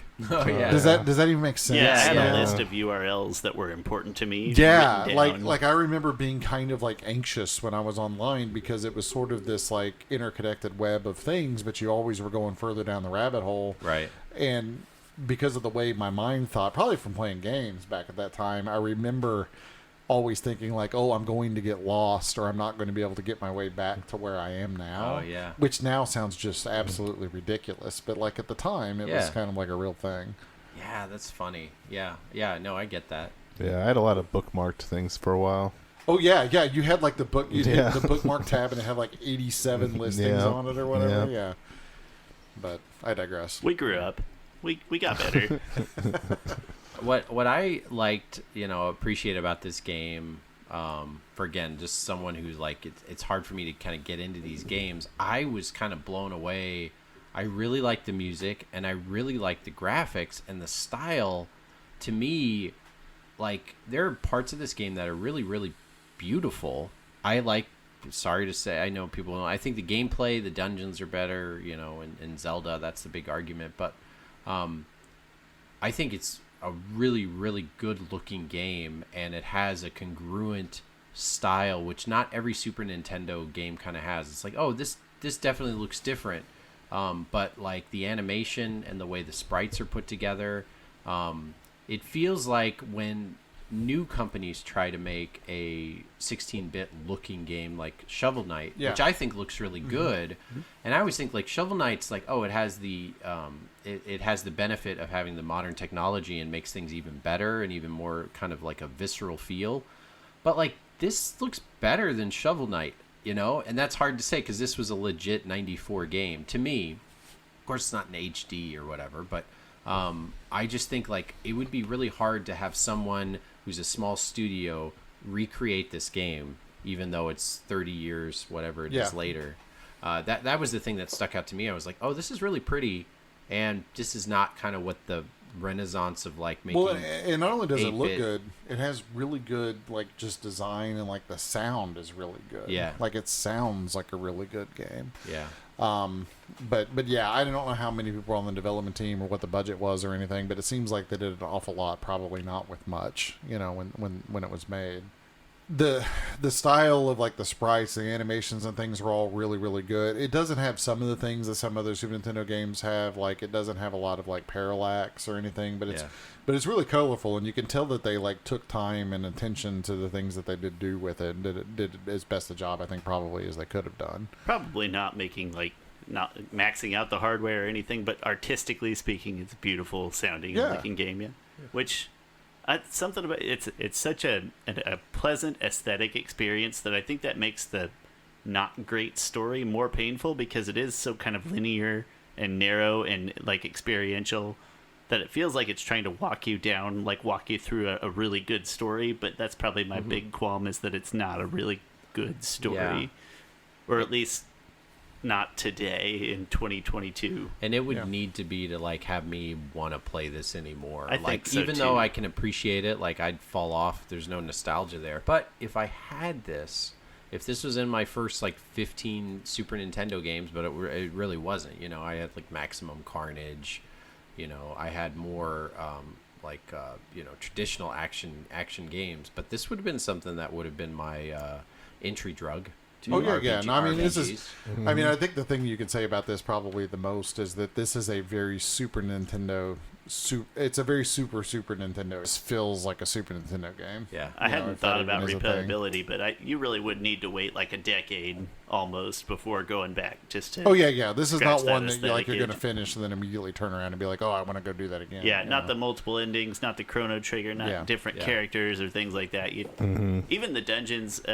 When you're progressing through the dungeons, you're leveling up those skills and you kind of have some choice. But at the end of the dungeon, first of all, there's like limited choice. And then at the end of the dungeon, it kind of gives you the level up for any rooms you didn't clear or anything. Anyway, so even if you sort of make choices, they don't mean a whole lot. So I think replayability is probably a negatory here. Yeah, and the one thing I think probably that should be mentioned too, since we haven't touched on it, is that a lot of the story is driven by the side character rather than the main character. I mean, Will, the main character, is just kind of like a very vanilla, like not real interesting swinging character. his flute around. Yeah, don't we all? Yeah, at Bandcamp, and during the course of the games and in the dungeons in particular, you actually sort of transmorph into into different versions of your character. Through most of the game, it's just, and I forget its name, one very useful transmogrification of the character that's good for combat. But then later on... Yeah, so your character actually does change a little bit, minor spoiler alert. But I remember the thing that kind of hooked me on this game originally is that when you go into like the save state and stuff, you go into this like... I'm trying to remember what the name of it is. It's like dark universe, dark. I can't think of the name either. Dark dimension or something like the that. The Upside Down. No, I can't think of. I mean, but that's kind of what it is. Yeah. I mean, but there's obviously like a supernatural kind of like, interdimensional sort of element to this whole thing, kind of undergirding all of it. But I remember thinking like those scenes and things were really cool. Just the save screen, which sounds dumb, but very appealing. You eventually gave this game back to your friend. I did. Yeah, okay. I did not steal it. Well, that's good. That guy still remembers. It's like Billy. He probably Madison. does, honestly. Yeah, it's like Billy Madison. He's like, I took you off my list. Yeah, but I just remember on the bus Yeah. or whatever, he'd be like, "So, you done with the game?" And I'd be like, "Oh yeah, I'll try to remember it tomorrow," kind of thing. And don't lend your friends RPGs, kids. It's just not a good idea. Yeah, or in my case, any games at all. It's hard for me to do that. I'm an adult, I guess I can, but as a kid, even I was like, nope. No way. Well, we would do the lending thing, but there was always collateral. You know what I mean? It was always like, I'll lend you this if you lend me that, kind of thing. And then that way, if it didn't get returned, at least you had like another game. That's how I gave you your copy of A Stall. I traded a Gen War with a guy to show, and at the time I liked Gen War, and A Stall I put it in. I was like, oh, I don't like this. This is like a weird Mario Brothers set in like a baby town or something. And of course now it's like, yeah, that game's awesome. But I remember at the time it was like, no, 3D or nothing. And that was one of the consoles that's how you got that's still Gen War on the Saturn. Yeah, well, that's how I lost Gen War. Oh, lost it. Okay. But the cool thing is, if you want to rebuy it, it's still to this day like $16 or something complete. Yeah. Gen War is not that great. It is not a great war. It's a bad war. But yeah, I just loved if I saw anything with full motion video back then as a kid, I was just like amazed. I was like, see, it's better as its grainy visuals would show. All right, are we at baby bottle time? I think so. Yeah, let's give it some baby bottles. Okay, why don't you go ahead first, Adam? I'm gonna give this a 4.5 out of 5 baby bottles. Okay, same 4.5. I'm gonna go 4 just because it's not really my style of game, but overall pretty solid. Like for a Super Nintendo 16-bit game, it's really solid, and it has a lot of playability, kind of like what Adam was saying earlier. It's not like you play it for one day and you're done. Yeah, a complete ditto of what Michael said. So same with the score. 4. Not my cup of tea. I have no nostalgia for it, but I would be amiss to say that I don't understand the appreciation of this game. But if it's not your genre, it's not something that like a Super Mario RPG, where I would say like, hey, if you don't like RPGs, you should play this game. You know, it's not like that. All right, well. All right, let's move on to Glay Lancer. Yeah, Glay Lancer. Glay Lancer. All right, let me bring up the stats here. So rolls off the tongue. Yeah, Glay Lancer, not Gray Lancer. Yeah, Glay, Gley. Yeah, you say it after you've had Lancer. a few beers. Yeah. This is Play that Glay Lancer. Yeah, Glay Lancer. You know, but this is a Japanese Mega Drive game, Sega Genesis, for those of us in North America, developed by NCS and published by Mayasa, Masaya, and they did several like mostly shoot 'em up type games, but they're like some action like beat 'em up games and things that I think that they were involved in too. This came out in July of '92, and it is a horizontal shmup, shoot 'em up shooter, depending on your terminology that you like to use. Yeah. It is a straight up shooter. Yeah, well, not straight up. It's straight to the left. Well, and straight right. to the left. Yeah, straight to the right. I know. Yeah. I'm not giving you crap. Like, for me already, it starts, shooters, again, are, like, I'm not that great at them.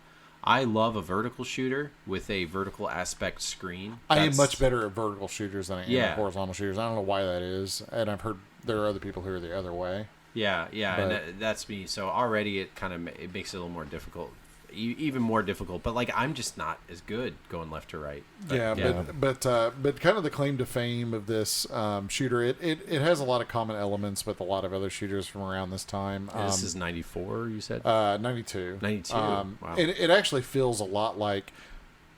Side tangent. The Genesis actually, or Mega Drive, is very underappreciated as far as shooters goes. It's weird because it was sort of PC Engine was kind of the shoot 'em up console of choice, but then it kind of bleeds into the Genesis like it's sort of like PC Engine, Genesis, and then after Genesis it really was Saturn. But like if you're really into this style of game, like that's kind of the lineage I feel like between these. But this feels like some games that are on PC Engine, but. And like a lot of other games, it shares some common elements. Probably the main gameplay mechanics are that you have kind of a la R-Type or similar things. You have two options next to your ship. Yeah. And these options, you can, they fire their own missiles, but there's different configurations that you can put them in, and that's kind of the strategy. Or like 6 or 7 different options. Yeah, you can have them rotate this way, rotate that way. You can have them above and below, I think, in front and behind. You can have them where they kind of trail your ship, and then you can set them on like this auto fire kind of configuration where they just kind of like auto locate and fire, and that's kind of like the cheater version, making it easy. Yeah. The cheater version that I may or may not have used. Well, honestly, that makes a big difference on how difficult the game is how you have these options configured, and then there's. Rather than like in Gradius, how you have to get or Proteus or one of these games where you have to get like pickups to increase the speed of your ship and everything. It's kind of you can change the speed of your ship, and there's not a real robust upgrade system. Where you build up a lot, and the bane of these games, depending on how much of a purist you are, is whether or not there's checkpoints. Like if you die, if you get set back a long ways. Glay Lancer, I think, in general, is a very forgiving shooter for a couple of reasons. One is because you can kind of set the options to sort of auto fire for you, and then two is nothing is. There is a role for memorization in the game, but at the same time, like you don't have to totally have things memorized.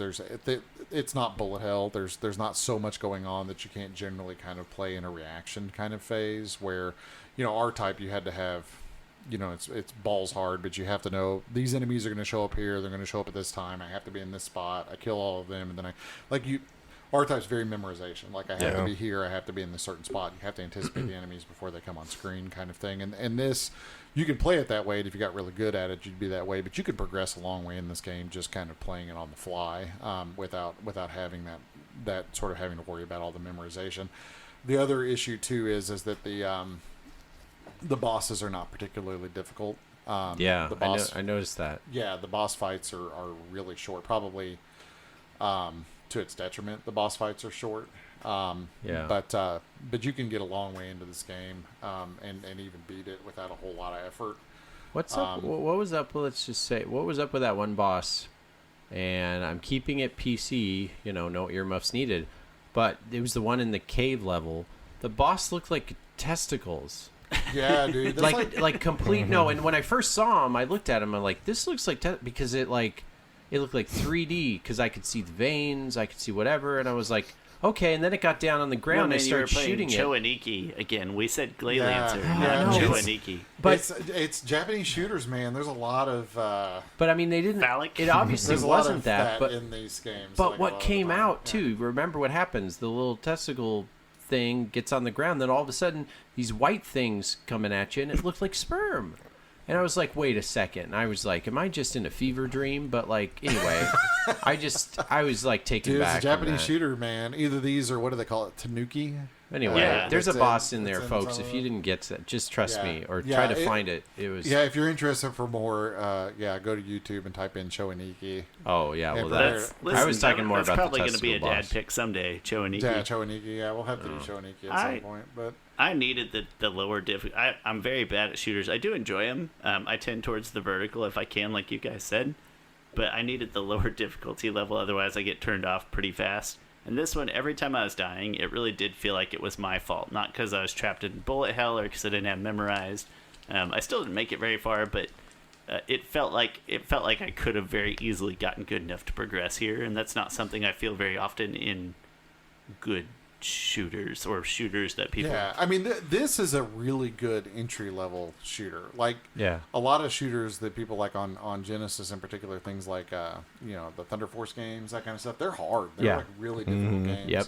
And this is not that. It's a good entry level type game, but it's got good music. It has a lot of parallax. Yeah, the sort of scrolling. Very good music. I love the cover art. There's something very like. What's that one like Macross? Well, and like what's that Space Odyssey 2000? Like that. What's the space? Robotech? No. Yes, Robotech. But I mean like the movie where Hal. 2001: A Space Odyssey. Yeah, it feels kind of like that. Of course, when you get into like the story of it, it kind of doesn't anymore. But like, the cover of it is like. I don't know. It's really cool. It kind of looks like this kind of futuristic space shuttle. And that's what you're flying with the little two. But for me, so here's an issue that you guys, I'm sure, didn't have. And I think this has to do with like my old age. So I loved the backgrounds of it. Like the very first level, the parallax is like in the middle. And if you haven't played this, my best way of describing it is it makes your eyes focus on the center of the screen, not the bottom of the screen. Because most of the time when you have parallax scrolling, you have the foreground, which on a 2D plane doesn't exist, but they try to make it the lowest part of the screen, and then everything else kind of moves together. But in this, the center point is moving the slowest, and as you get to the top and bottom of the screen, it's moving faster, or other way around. It's moving faster you're in right. the middle. Yeah, the focal point's kind of along the middle in a horizontal point. The only way I know how to play a shooter, because I'm probably bad at it, is like, I don't know if this is a term or whatever, all the shooter people who like listen or whatever, I have to not focus on my ship, and then I realize I do better. I kind of zone out and look in the middle of the screen, and that's how I like actually shoot other things, because I'm like, okay, I could see something almost like in your peripheral. So the way I play a shooter is I don't look at my own ship most of the time. I just kind of focus on the center of the screen, and it helps. The problem with this game is because of the parallax, it started to make me super dizzy. And so I had to turn this game off, and like I was like, I'm too tired. Why am I is happening? So I kept getting like super nauseous playing this game, which is like pathetic, I know, but the reality of like my experience. And I don't know if it's the parallax. I don't know if it's because as I get older, my inner ear is like turning into dust. I don't know what the heck that means. But well, on that first level, it's easy to lose bullets. So the first level is in an asteroid field. Yeah. And it's actually not the easiest level. The first level, and not all of them do that, but half of them do.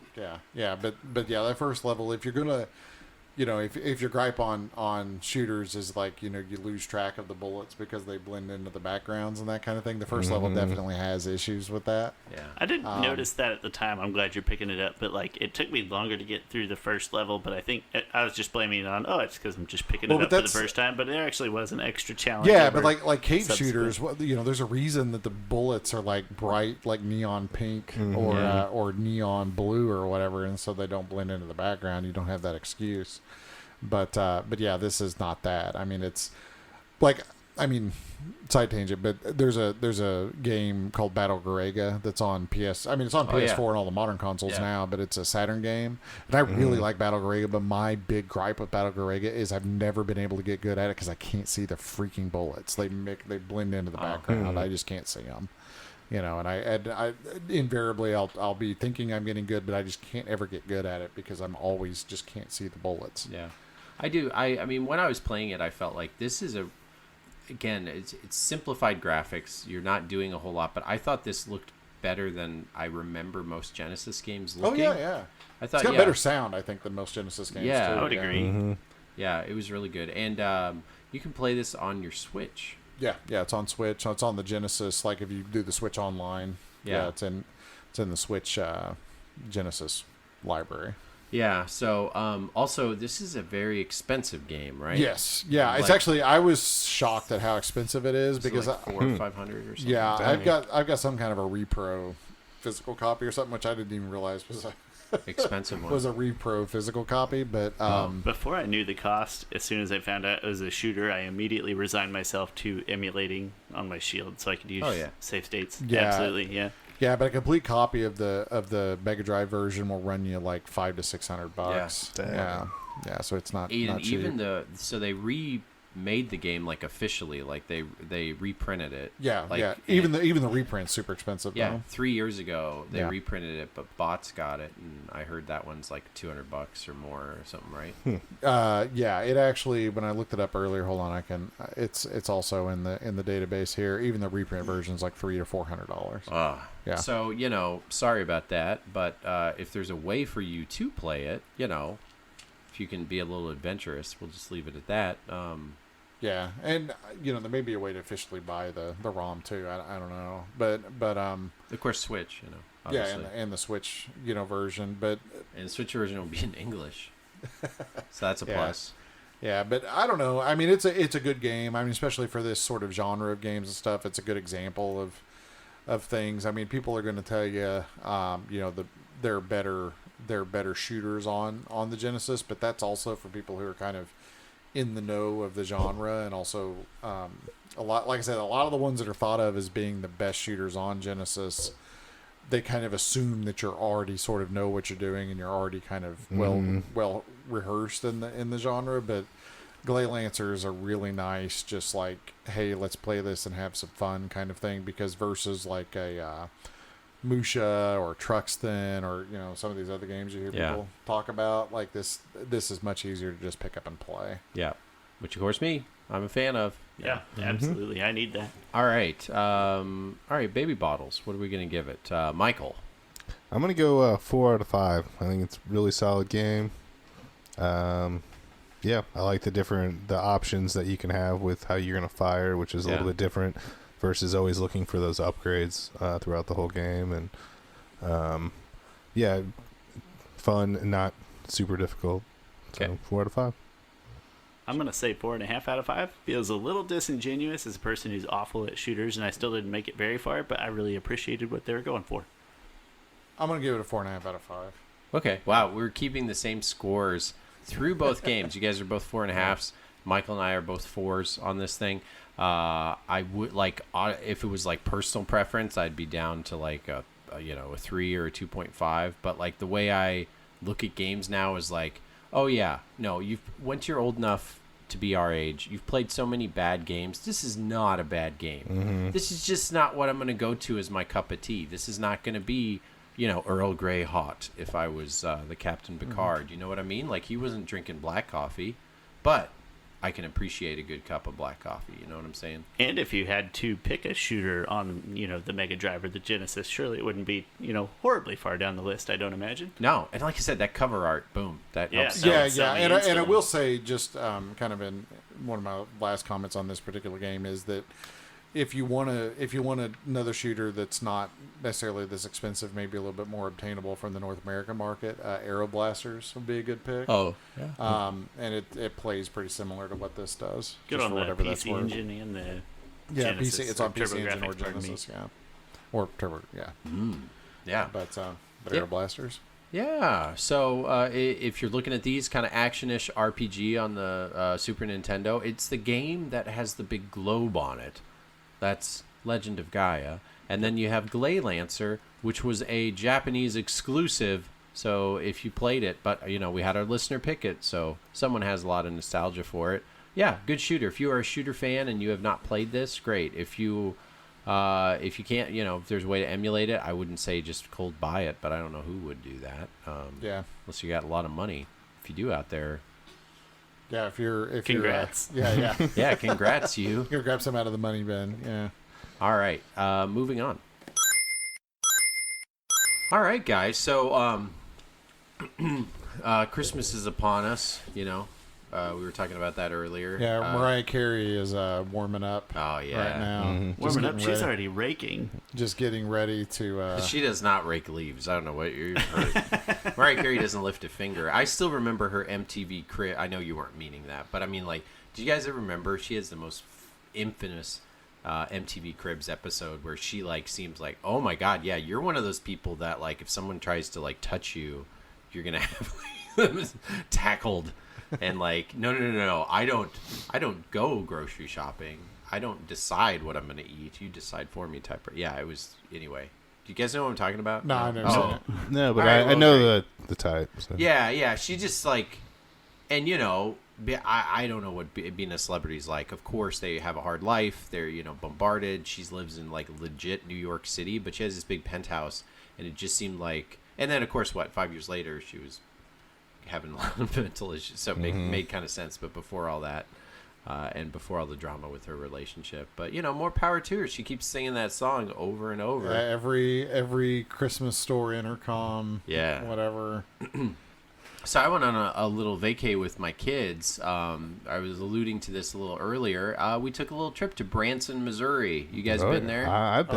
Oh, I went with my wife. City. Yeah, Silver Dollar City. So it is the what do they call Branson? It's like the Vegas of the Midwest, or what? Yeah, something like that. Yeah. The That's a retirement flattering home title. of the. Yeah. I think I have a pretty good example of what Silver Dollar City is. It's like a theme park, like a Six Flags, if you mixed it with the Renaissance Festival. Yeah, and took away all the scary rides. No, they For have the most have part. solid rides there. Their rides are amazing. Their rides are just as good as Worlds of Fun. Well, we went last summer. Yeah, if not better. We went last summer, and Grace and I stood weren't in happy? line and rode the Time Warp. Okay. That's the one where you spin around in a circle as you're Yeah. going around. Oh, okay. The loops and stuff, and there was one of those rides where we got to the end of it, and he was like, "Dad, you should not have let me go on that." Yeah. Like, he literally says that. He said that to me multiple times at various theme parks of like, "Dad, you shouldn't have let me do that." So they've got this ride that's pretty much brand new. You guys know the Fury of the Nile? Okay, so basically it's a not toboggan. Like they have a these, six-person giant inner tube that yeah, you sit in. you sit in it and you're like out of chairs. yeah, you're strapped in and you go and you can get splashed. I always thought Fury of the Nile was great. I knew there's other ones better. They have a new one. I think it's only a year or two old in Silver Dollar City. It is so good because this thing has a lot of rapids. You know how in Fury of the Nile there's 2 or 3 parts where you're in the boat and it feels like you're in rapids. So this ride that you're referring to, is this in Worlds of Fun? Yes.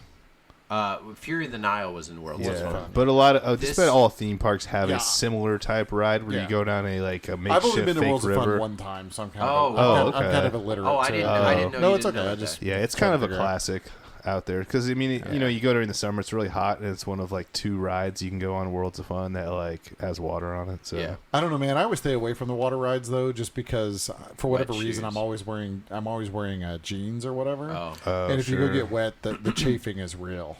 You know, like I'm always miserable if I go on a water ride. Well, imagine us going. So we went like 3 weeks ago, and it was pretty cold. You know, it's like 50, 60 degrees or 62 degrees or something like that. It was cold enough we were wearing our jackets. But this ride looked amazing because it actually has an elevator when you're on this thing. So you're outside, and you're going through these rapids, and there was no line whatsoever because it was a cold water ride, and it was like fall. Which, like, I didn't know how wet we would get. I was just thinking, like, oh, like Fury of the Nile, like, we might get a little bit wet. Well, I was wrong. And I was able to talk my son into going, and my son's 5. So we get on this thing, and it's, like, a ton of fun, and we kind of get splashed, and I talked to him about it, and I could tell he's a little nervous but excited. And there's, at one point, where this thing stops, and it gets on a deck, and it's, like, this contraption. It had to have been, like, millions of dollars. It picks up our entire, inner tube thing and puts us on like a second ride. So we get on this platform, and the platform closes a gate, and then you're in this open air elevator, basically, that takes you about 6 stories up. And it does it, and it twists you up like you're kind of like on a Hot Wheels ride. And again, you're in this inner tube, and all you can see around you is just you can see all of Silver Dollar City. And then it puts you on a track, which is basically like a slide, and you go in this inner tube, this like 6-person, 12-foot wide thing, down this slide, and at the very end you hit a drop. Anyway, it's a pretty big drop, and that's when my son started crying. But he liked everything but the very end. But this ride is like the best water ride I've ever been on. And the one thing Silver Dollar City is known for, they've got some really good roller coasters. And it's very countrified, and there's like a lot of like tchotchkes you can buy and stuff like that. But they got really good food. Rock candy. Yeah, they have rock candy and no, they have taffy. Oh yeah, no, you can. Yeah, I really like these taffy. These potato swirls. Did you ever see people have those where they have like spiral cut potatoes and they're on a stick? Yeah, those were really good. They're like deep fried. Yeah, that was so good. Yeah. So. Sorry, I'm just thinking about, and I'm trying to get to the point where it's like, okay, and then we decided to ride the train.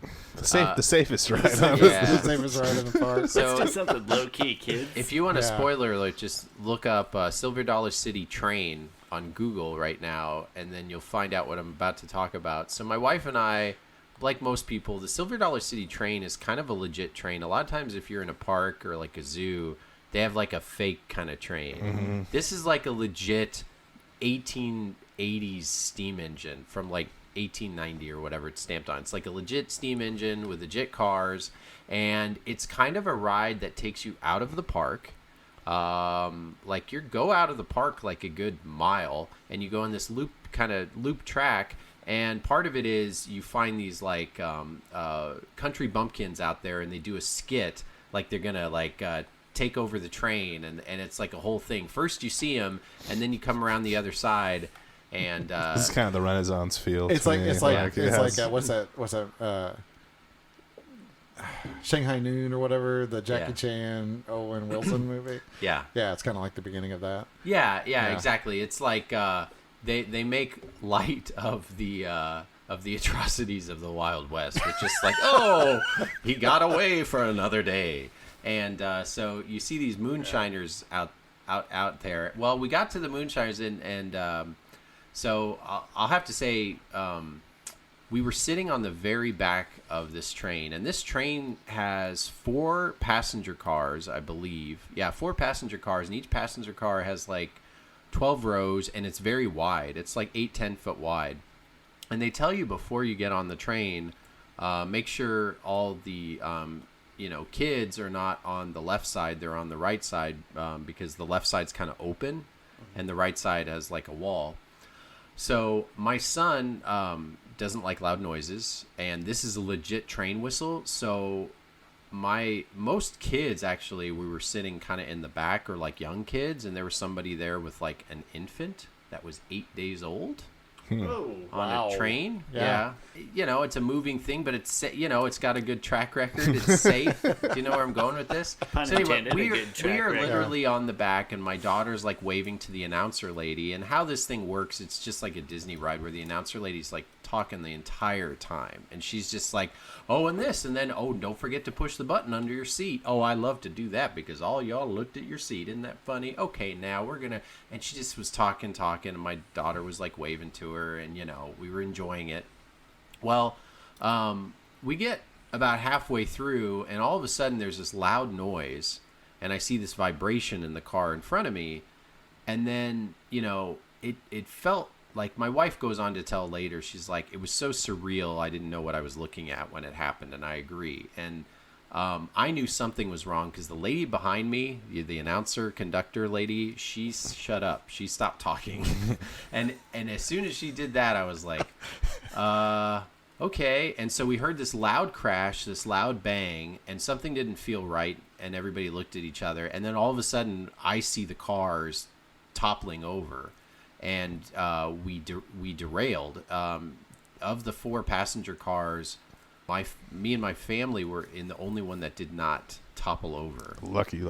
Yeah, and again, when I saw it happen, I heard the lady behind us. She was like, "Oh, we're going over," and I was preparing for us to go over. And I'm, you know, this is a huge thing of steel, and I've got a 2-year-old at the time, almost 3, and my son, and my wife, and we start to tip, and then we just don't. And then there's this pause, right? This loud crash. It's a loud noise. We see this thing fall over. You know, no one made sense of it. And then all of a sudden, after this pause, there's like all this screaming. So you hear all this screaming, and then I'm just thinking, should we move or not move? Because I don't know if we're going to tip over. And so we were like the last ones. Everybody kind of jumped off on our car. And then I helped. I was just kind of preparing, like, well, shoot, if they jump off, it's like a cliff thing. Like, are we going to tip over now? So we didn't tip over, but again, we're already halfway going. So I'm like, okay, if we're going to get off, we're going to get off quickly. So I jump off, and I carried my kids down. And luckily, like, both of our kids, they just don't know what's going on. Right now, you know, again, as a 3-year-old, it's just, this is a weird ride. And even my son, who we were on a ride earlier where we got really wet, you know, to him, this wasn't as scary as the last ride he was on, so he was okay. But as soon as I got off and I heard like people screaming, anyway, I just kind of went into mode of like, okay, I got to go help. So I told my son, I was like, okay, you stay safe with mommy, and me and a couple other, you know, random citizens went to go check and helped some people get out of the train because they were kind of trapped. So just to kind of put a picture on it, the trains were on their side. You can see pictures of this online. I didn't know what I was about to see, so I jumped up on the train. I could kind of climb up it like a Spider-Man. I'm not as svelte and young as I used to be, but I was enough to climb up there. And if you know middle Missouri, you know, southern Missouri, I'm basically like, you know, Michael Phelps to this whole crowd, because this whole crowd is like over 65. So I jump up there, and there's one other guy who's kind of a bigger guy, but he's up there too with me. And I look down, and I realize there's no way these people can get out, because again, these train cars are old, and both sides of the train car has a small window that's kind of a vertical window. It's about 4 feet tall by 2 feet wide. Well, when you turn on your side, all of a sudden you're 2 feet wide and 4 feet tall. And they were affixed with fixed laminated glass, not plexiglass, not safety glass, but like laminated glass, like thick glass, like you would have, like if you're, you know, standing behind something where you'd think, you know, you could get injured or something. So there was no way for these people to get out. The guy next to me when we were on top, and when people were yelling, I was like, is anybody unconscious? I just went into quick, like, is anybody trapped? Because I was really afraid people were trapped underneath the car when they fell. Checking for imminent danger. Yeah. And I saw an older lady, she was bleeding. Most people were just in this weird shock and like looking up at me. And then I was figuring out, like, how am I going to get these people out? Well, the guy next to me was like, well, we could carry them up. And even me, I was like, that's not going to work. What are we going to do when we get grandma 8 feet off the ground, even if we could pull these people up? And some of these people were like full size American humans, so there's no way. So I just started looking. We just started kicking out the glass. So I kicked out a couple of the glass. Another guy who was on another train kicked out the glass, and they did it on the other side. And once we kicked it out, I was able to like pick it up and move it. But we had to get all. Not many people could fit because the cars were so close. So I was there kind of pulling out people and helping them out. The big problem was the cars were still affixed to each other. So the only way these people could get out, and imagine this is your aunt and grandma, you know, who are, you know, a deuce and a half or whatever, and they have to now crawl on the ground under something that's like in rubble to get out. So it was pretty tough, and we were pretty far away, and we were waiting for like first responders to show up, and that took a long time because we were so far in the jungle. So it took about 15 minutes for people to show up, and by then we got just about everybody out. So of the 4 cars, the first car tilted most of the way, but what people did was they were able to get out and go up this hill. But what's scary to me is they were in the most danger, because if that train decided to go at all of a sudden, it would have trapped people. And the only reason I think we got very lucky is, you know, if you've never been on this ride, you don't know, half of the ride you kind of have a hill on one side where you're going down the hill. And luckily we were at a part where in a turn where this is like flat ground, or mostly flat ground. So if we would have like gone down a hill, like also my wife and I in our car would have been pulled down with it. We just happened to fall where there was kind of a hill going up and there was a valley. You know how like next to a road or a highway, you'll see a divot for where... Yeah, like an embankment. An embankment, basically. Yeah. And it wasn't very much. Like you're talking like 12 inches. But luckily, because the train was flat, there was a curve underneath it. So when people... There wasn't enough that people like could get out or anything. But there was a little bit of air, like 6 to 9 inches of air in between the window and the bottom, which is like the only reason I think people weren't trapped underneath it, because there was no way to be trapped the way it fell. So we're really lucky, because yeah, if it would have happened 50 feet earlier and we would have tilted to the left, we would have went down the hill. So there were no fatalities. Like 8 people had to go to the hospital. We were in the woods for a really long time because obviously... Did you get a refund on your ticket? Everybody was shaken up, yes. Ultimately... I was going to say, they better have given you a refund. No, they did. In fact... yeah, I'm sure they gave them a refund. I was just saying... Yeah, refund sign here. Let you take probably had a the lawsuit. train window home with you. Yeah, so like, one lady I think had broken ribs. This one guy, the only guy we could not get out, and I won't say much about whatever, it's just he seemed like he probably had either a broken back or broken hip. So there was broken ribs, broken half of a rib, broken nose, that kind of thing. I remember one thing stuck out to me was one person had like a 1.5-year-old in the train car in front of me that fell completely over, and it was a dad. And I was offering, because getting through this 2-foot tall window with all these people was kind of difficult. One guy I had, he told me he had, he was kind of embarrassed. He had like a leg thing, so they also have to step up like 2.5 feet to get out of this thing. You could tell these people were like, I can't do this, but there's no other choice. One guy was like 6'4", and the only way he could get out was like by backing himself up and pulling him through, and we had to like lift him to get him up and under. And that was kind of the big thing I noticed, is like one guy had a 1-year-old, and I offered to like, while he's getting out, to take her, and like he held on to her like obviously like a vice grip, like he climbed through the window with her, and I like helped him because they're on gravel, so even like young people, you need like a steady arm, because when you come out it's like a sheet of ice, and there was like broken glass. But it was funny, it was like even then when he had to get on the ground and get under, I think his mom was there, which is her grandma, and she was having trouble walking, and I offered again. I was like, I can take her, and she was even like, no, because she was such in shell shock. She was like, I don't think she'll even let you. And I was like, okay, that's fine, I get it. So it was this, there's definitely a dad instinct there, of like, everybody was kind of in shock. Luckily, there were no fatalities. Outside of us being in the woods for a really long time when they had to figure out everything, they had to bus us back to a place where they had to like categorize us, or not categorize us, but like, get statements and everything. But yes, we ended up getting compensation, and I'm sure other people. That's the thing, man. I'll talk about this, man. There's always a few Karens in the group, and I say that because I'm not saying who, but like that was the thing. My wife almost. Does Wayne Brady have to slap him? Like my wife almost because we're in the thing, our kids, it's so late at night. By then it's like 9:00, and we missed, there were other stuff that we were going to like go to, but like, we're like, we don't care. We're like alive, this was a terrible fluke accident. But this lady was so upset that she missed the pumpkins, and we're in this bus in the woods getting driven back.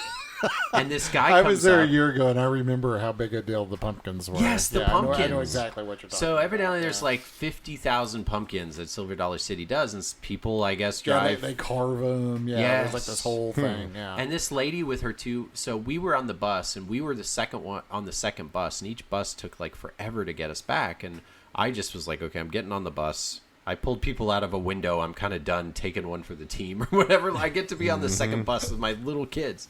So we get on the second bus, and there's a couple seats left, and I didn't even sit with my wife just so there'd be more room. And I put the kids on my lap, and then the last 3 people on this bus were like, oh, we don't get to sit together? And I'm just like, we've been in the woods for 2 hours, and we're getting back. And that already was like grinded my gears. And then when we get back, this guy comes up. He's like, hey, folks, really sorry we're going to do this. And they're like, so how much longer is this going to take? Because I really wanted to see the pumpkins. And I was just like, oh, my God. Anyway, so there's... So glad you're alive. Good yeah, work. so there's always one of those. But no, we are going back. So December, there's a video game swap we were going to go to. But, 3rd or 4th week in December because... 17th, I think? Yeah, 16th, 17th. So they're... Nice. Did you go to the cave at all? I like that a lot. I'd never. Yeah, I always Fantastic Caverns. Yeah. No. It's within one in the park. within Silver Dollar City. You can go deep into the caves. It's like a legit cave. Oh yeah, it's free. There's a big. It's huge. Oh. Yeah, you take it's like a tram or something. Yeah, you take a little tram down. Yeah, you should check it out when you go. Maybe you should avoid the tram. It is rickety. Yeah, it is kind of rickety. Yeah. No, it's a legit. Good it has like cave, stalagmites and everything around, and like a bat I've area. Grayson through there a couple of times. Yeah, but it's my wife was hesitant, but where you first walk in, like the main cavern where you first go into, it's like 200 feet tall. Yeah, it's real cool. It's really impressive. Jeez. Yeah. I mean, it's included, so that's why. Well, we have not just that. I mean, okay, so they refunded our money, gave us full tickets and like compensation to go again this year, which like it's only open another month. So we're like, yeah, let's go for Christmas. F it. But also they gave us passes for next year and season passes for my whole family. So that's nice. I mean, again, we weren't hurt. We were literally on the one. You should have asked for spiral potatoes on a stick. Yeah, you're right. Yeah. That would have been a good call. No, to be honest, on a stick. To be perfectly honest, everybody that we ran into later, especially because we had young kids and all the people that worked there, like didn't know what they were going to see, and they did as obviously like I don't know how you prepare for any of that when you're in a theme park, even though things happen and trains, stuff like that happens. Like everybody we dealt with were very nice and kind. Like getting the bathroom was like tough because when we went back, I got to see like the behind the scenes offices of Silver Dollar City and everything. But like for us, like I think it would be a different situation if I was in one of those that like fell over. Oh yeah, especially with my little kids. Like it's just it's just remarkable that more people didn't get hurt, but I'm fine with that compensation, but I already know from that crowd there's going to be who knows what else kind of lawsuit or whatever, but we were more indisposed or whatever, and I'm glad we helped people, but it wasn't anything big. Have you guys ever seen the episode of South Park where they're like in the old-timey town and there's like a hostage situation and Oh, it's a great episode. I mean, this is like total side tangent, but there's this episode where there's like a hostage situation in an old-timey theme park, but all the people in the theme park, they're like in 1870 or whatever, and they won't break character. They're like, tell us what the code to the safe is. Like, we don't know about any safe. This is 1870. Yeah. All this kind of That's stuff. funny. No. I just keep having this mental image. I mean, of this horrible thing that you had happen to you, but where all the people at the park are like, don't know what to do because it's only 1870. I had and they can't break character. I mean, it's funny because part of the people, how I said the moonshiners. Well, obviously, yeah. like the few people that were there, it's funny because like I think the front and back, because the train conductor people were like, I don't know what they were probably calling for help, but like literally there was no one to help except me and a couple other people because the first train car and then the Moonshiner guys kind of showed up to like be supportive to like some of the younger kids. Yeah. And it they should have had the blacksmith like bring an axe or something. Yeah, it was just funny, and we got to walk through that, and it was funny because even the guy said, "Well, this is something that no one's ever seen before." So we got to see like where they hide out and walk through. Anyway, it's just funny. Like if you go and look at a map of Silver Dollar City, which is obviously just like any theme park, and you see where the train goes, you'll kind of understand what I'm talking about. Like we were just in the worst spot ever because I just remember as we were pulling out people there was about 100 and this wasn't a small train. There was 110 people I think on that train. So like it was just funny. And then finally when the cops show up, I was so dang tired. They kind of came in and they were just looking as like and they brought all their stuff and I just was like, all right, well, I'm ready to go. I was also in a train accident at the Kansas City Zoo like a year ago. Isn't that weird? Right. Maybe I should just avoid like Maybe you should avoid Amtrak. trains. Yeah. I was just on that train last month. Were you trying to push a DeLorean to 88 miles an hour during any of these? Yeah, I was just kind of like, how fast can this go? And I just, paid the guy a little extra to go a little faster, and I don't know what happened. But yeah, but I don't know. They'll do a full whatever on it. Obviously, like people post stuff like, oh, all the negligence and this and that. It's like, I don't think they're negligent with like 130-year-old machinery thing. I just think probably not. Yeah, if anything, it was just, the only thing later was, to be honest, and I know I'm making a lot of jokes, but the one thing that like was weird about it was like afterward, I had a hard time like wrapping my head around like how bad it could have become, even though it wasn't bad and I wasn't like upset about it or shocked. It was just more like, that whole thing about, boy, what are the chances of that happening? And then also we were on the one train that like didn't fall over. How lucky, but then how, unlucky, because I was thinking the only reason we were back there was because like, my son doesn't like loud noises. I'd rather be up closer. And I'm like, I don't know if that's any kind of less of just the whole puts things in perspective. Like that was a really good decision by my son. And it could have just been something as stupid as a tree limb fell somewhere, or there was no you could see pictures of it later. Like I really kind of feel like an axle just popped off. Yeah, you're probably right. Because it made it derailed from the middle. Oh, that's why. Because I saw it, and the police even took, like, my statement was probably one of the more helpful that they'll probably use for their investigation or whatever. Because in the back, I saw exactly what happened. Like the car 3 and car 2 just kind of made this big shunk, shunk, shunk noise, and they made this big. But our car did not make a huge vibration, so it feels like the axle came off one of them, and then the train tried to run over that axle. It derailed itself and then pulled the other cars down, and for whatever reason our connection broke and the other connections didn't break, and that's the reason why we didn't like hop over. But anyway, I'm no engineer, and they're gonna have a lot of fun figuring all that out. Yeah, I had a quick kind of like a Curb Your Enthusiasm situation with Silver Dollar City. Yeah. Where it seems like it'd be almost beyond that show. But you know how like you leave and you're in a line to get on a tram to leave? Yeah. So we're sitting there, and this like other family who happens to be like African American like comes behind us, and another family comes up, except for they're all dressed in Confederate gear. And I had noticed that when you were at the park, they had a place, like a little shop, where you could buy Union and Confederate gear, like hat, fake rifle, like everything. When was this? 7 years ago? Okay. 6 years ago? Okay. And so I had noticed this when there, and as soon as this family, like all decked out with like fake rifles, hats, like full uniforms, and there's 4 of them, and then there's this other family behind me, and I'll never forget, the dad looks around and he sees them and he goes, "Ain't this some shit?" and it was just hilarious. But you got to remember, it's pretty far in the south, Silver Dollar City. And anybody who it's, now, like with my story, that was thinking about going, now probably isn't going to go. But well, that's funny. no, this is just one very particular situation. Like I said, I had a very good time. First of all, Branson, you can't get a cheaper hotel. Like I don't know. There's a lot of good hotels that are extremely cheap because there's so many of them. There's lots of good food. Oh yeah. Our Airbnb was ridiculous. Yeah, like, it was amazing, and it wasn't that much money. No, like the hotel, we stayed at a really nice hotel, and it was like $80 a night or something like that. Yeah, but because they have like $50 rooms and stuff like that, and $40 rooms. So many timeshares. Yeah, yeah, that was like one of the things I definitely remember noticing.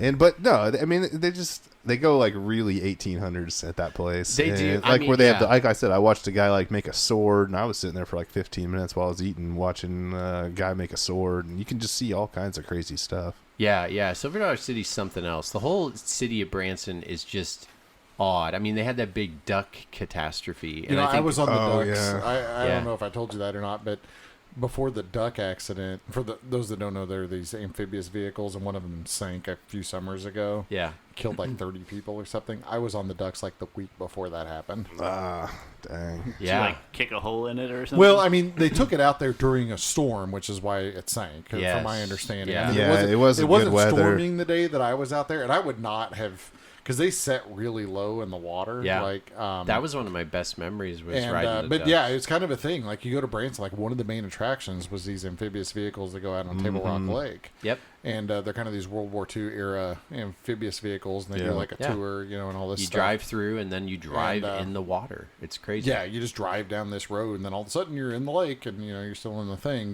But yeah, I was on those like right before that happened. Wow. Yeah. And you know what's? They just brought them back. I mean, new owner and everything. They just now, like, I think this last year brought them back. We were even thinking about doing, even after the train accident. It's funny because like my wife and I were just kind of like, well, what else can we like do? And we're just, in a way you kind of feel like, well, that's not going to happen. It's again. like maybe just stay in a place full of pillows for a while. Yeah. Yeah. I mean, you got mini golf. Yeah, I just mini like golf. to be honest. Another nice thing was like this didn't for me just. It didn't traumatize my kids. That's the big thing. Like, if they would have been older, they never want to ride trains again or anything like that. Like, my son just thought it was a lame ride, and my daughter had no clue. And she was in the video I took. I think I sent you guys. Like, they're asking for snacks in the background. Yeah, they were real. Yeah, well, it's standard. like, and my wife didn't see any of this stuff because she took the kids' stuff, and I was like, I have like broken glass on me and stuff like that, and coming out. Sorry. No, I don't know. It's like a redneck thing, but every time I go to Branson, like the first thing we do is drive up and down the strip and try to figure out who has the fastest go-karts. Oh yeah, yeah. It's like they have like those like that double-decker one. Yeah, they have one that's only open part-time, but like you have to go through like a class or something to be able to drive them. You have to sign like there's like a whole bundle of waivers. Yeah. You have to sign. But yeah, we always try to get like a spot at the real speedy golf cart or a go-kart place. Yeah, it's fun. It's a little cheap vacation if you're in the middle of America. Do you ever go there, Sean? I've been to Table Rock a few times, but not to Branson, not to Silver Dollar City itself. Yeah. I don't know. It sounds like I'd like it other than the trains other and than ducks the and death stuff. and destruction. Yeah. We've had such good stories to tell so far today. I can't wait to go. Yeah. I like theme parks a lot. I'm sure I'd love it. Anyway, on that note, real quick, Genesis Mini 2 came out. Does anybody own it? I do. Adam I does. know. Adam owns it. So mini consoles. I'm not open to it We'll just yet, talk though. about it real quick. Like, I have the first Genesis. The Mini 2, I just didn't get because I felt it was a little redundant, but it looks really cool. I see it right in front of me. Yeah, it actually sold out, I think, in America. And I got mine from, I think I ordered mine from Amazon Japan, but it's English. Like, it's the North American version. Yeah, it was exclusive. So if you want this thing, it was just Amazon Japan. It comes in the tiniest of boxes. Yeah, it's a little tiny box. The reviews are really good. It's another like mini console, but this one plays Sega CD games. Yeah, so. and some other oddball. I guess maybe these are unreleased games or something, or homebrews. A couple of them are. But yeah, you want me to rattle off the list or just so the thing look it up? Yeah, I bet people can kind of look it up. The thing that always gets these is kind of they picked different games, but like if you have a lot of the Sega Genesis collection on like PS4 or PS3, it has like all the all the Streets of Rage and Shining Force and all those. This one, the big thing is, why don't you read off the Sega CD titles? Yeah, so Sega CD, it has Echo the Dolphin Tides of Time, Final Fight CD, which is a very good. It's the best probably home version of Final Fight CD. Yeah. Or Final Fight. But it's really expensive. Like the CD version's like, I don't know, $300 or $400 now. Robo Aleste is on here, which is like a $200 or $300 game for Sega CD. The original Night Trap, Sewer Shark, which is garbage. Shining Force CD, which is really good. Sylphied, Sonic the Hedgehog CD, which is my personal favorite 16-bit Sonic game. And the Ninja Warriors. And I will mention, just as far as Genesis go, this has Alien Soldier on it, which I think was a PAL release. I think it was PAL in Japan, but it's a really good game. I think it's a treasure game, if I'm not mistaken, but a hard game to come by and also expensive. Earthworm Jim 2, which is the better of the Earthworms. Hellfire, which is like a $300 Genesis game, is on here. And it's also a pretty good game. I'm trying to think of other ones that are standout. Splatterhouse 2 is kind of a standout. And also, I think, a relatively hard to come by and somewhat expensive game. Truxton's on here. Hard to come by, expensive. And then there's a whole bunch of others. I mean, you could look them up. But those are probably the...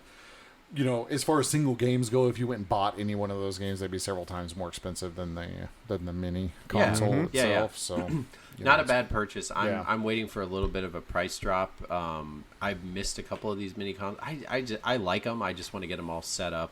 I would love a mini Dreamcast. We'll see if that ever happens. I've got way too many mini consoles. I've got them all set up in Grayson's playroom. Like he's got. Awesome. He's got like a system selector of mini consoles. He's like, he doesn't even understand how cool his setup is. No, like he has no clue. He has no clue. No clue at all. So a couple other games coming out. I know Sonic Frontiers. I haven't played it. I know what Sean, you and Adam said you buying it. I'm probably going to get it. I've not played it yet. Yeah, but some people are liking it. If you like, yeah, Sonic, it looks cool. I mean, it's like an open world, adventure-y Sonic game. Yeah. The only complaint I've heard was from somebody who had it on a different non-Switch console, who said it looked like it was developed for the Switch console and not adapted up at all. You mean so it was glitchy. Developed for the most advanced console then? Yeah, absolutely. That's what I'd say. Yeah, I am gonna buy it, and it does look like fun, and looks like the reviews are good. Yeah. No, I'm sure it'll be a big hit in our house. Yeah, Sonic and Sega fans are kind of different, and I think I could say that without getting a slap in the face. But you never know. They're very prideful, but like, I don't know. Sonic fans are just kind of they're just different. They're built a little different. Sonic's had a lot of ups and downs. Yeah, you know. Yeah, so from what I've seen of it, it looks so much better than a lot of games. Like the Metacritic score and the audience score and everything is like really, really high. So I'll definitely get it when it gets on sale. I'm not going to grab it soon. God of War Ragnarok came out. That's like PS5 or PS4. Yeah, PS5, and everybody says it's the greatest thing ever. Yes, I have heard that as well. And then the other thing I was going to mention is, like, now that it's getting close to Black Friday, I have found that, like, they just keep doing it earlier and earlier and earlier. Yes. I randomly saw a bunch of, like, I got a couple, like, Blu-rays and, like, Everything Everywhere All at Once. That movie was, like, really cheap on 4K. And a couple of the, like, Marvel movies, because I've been collecting those on 4K. But those are already out in, like... They put out their best, like Best Buy and Walmart already have a lot of their Black Friday stuff like out now, which like good for them. So, you don't have to wait until the day comes. Are any of you guys looking for something in particular on Black Friday?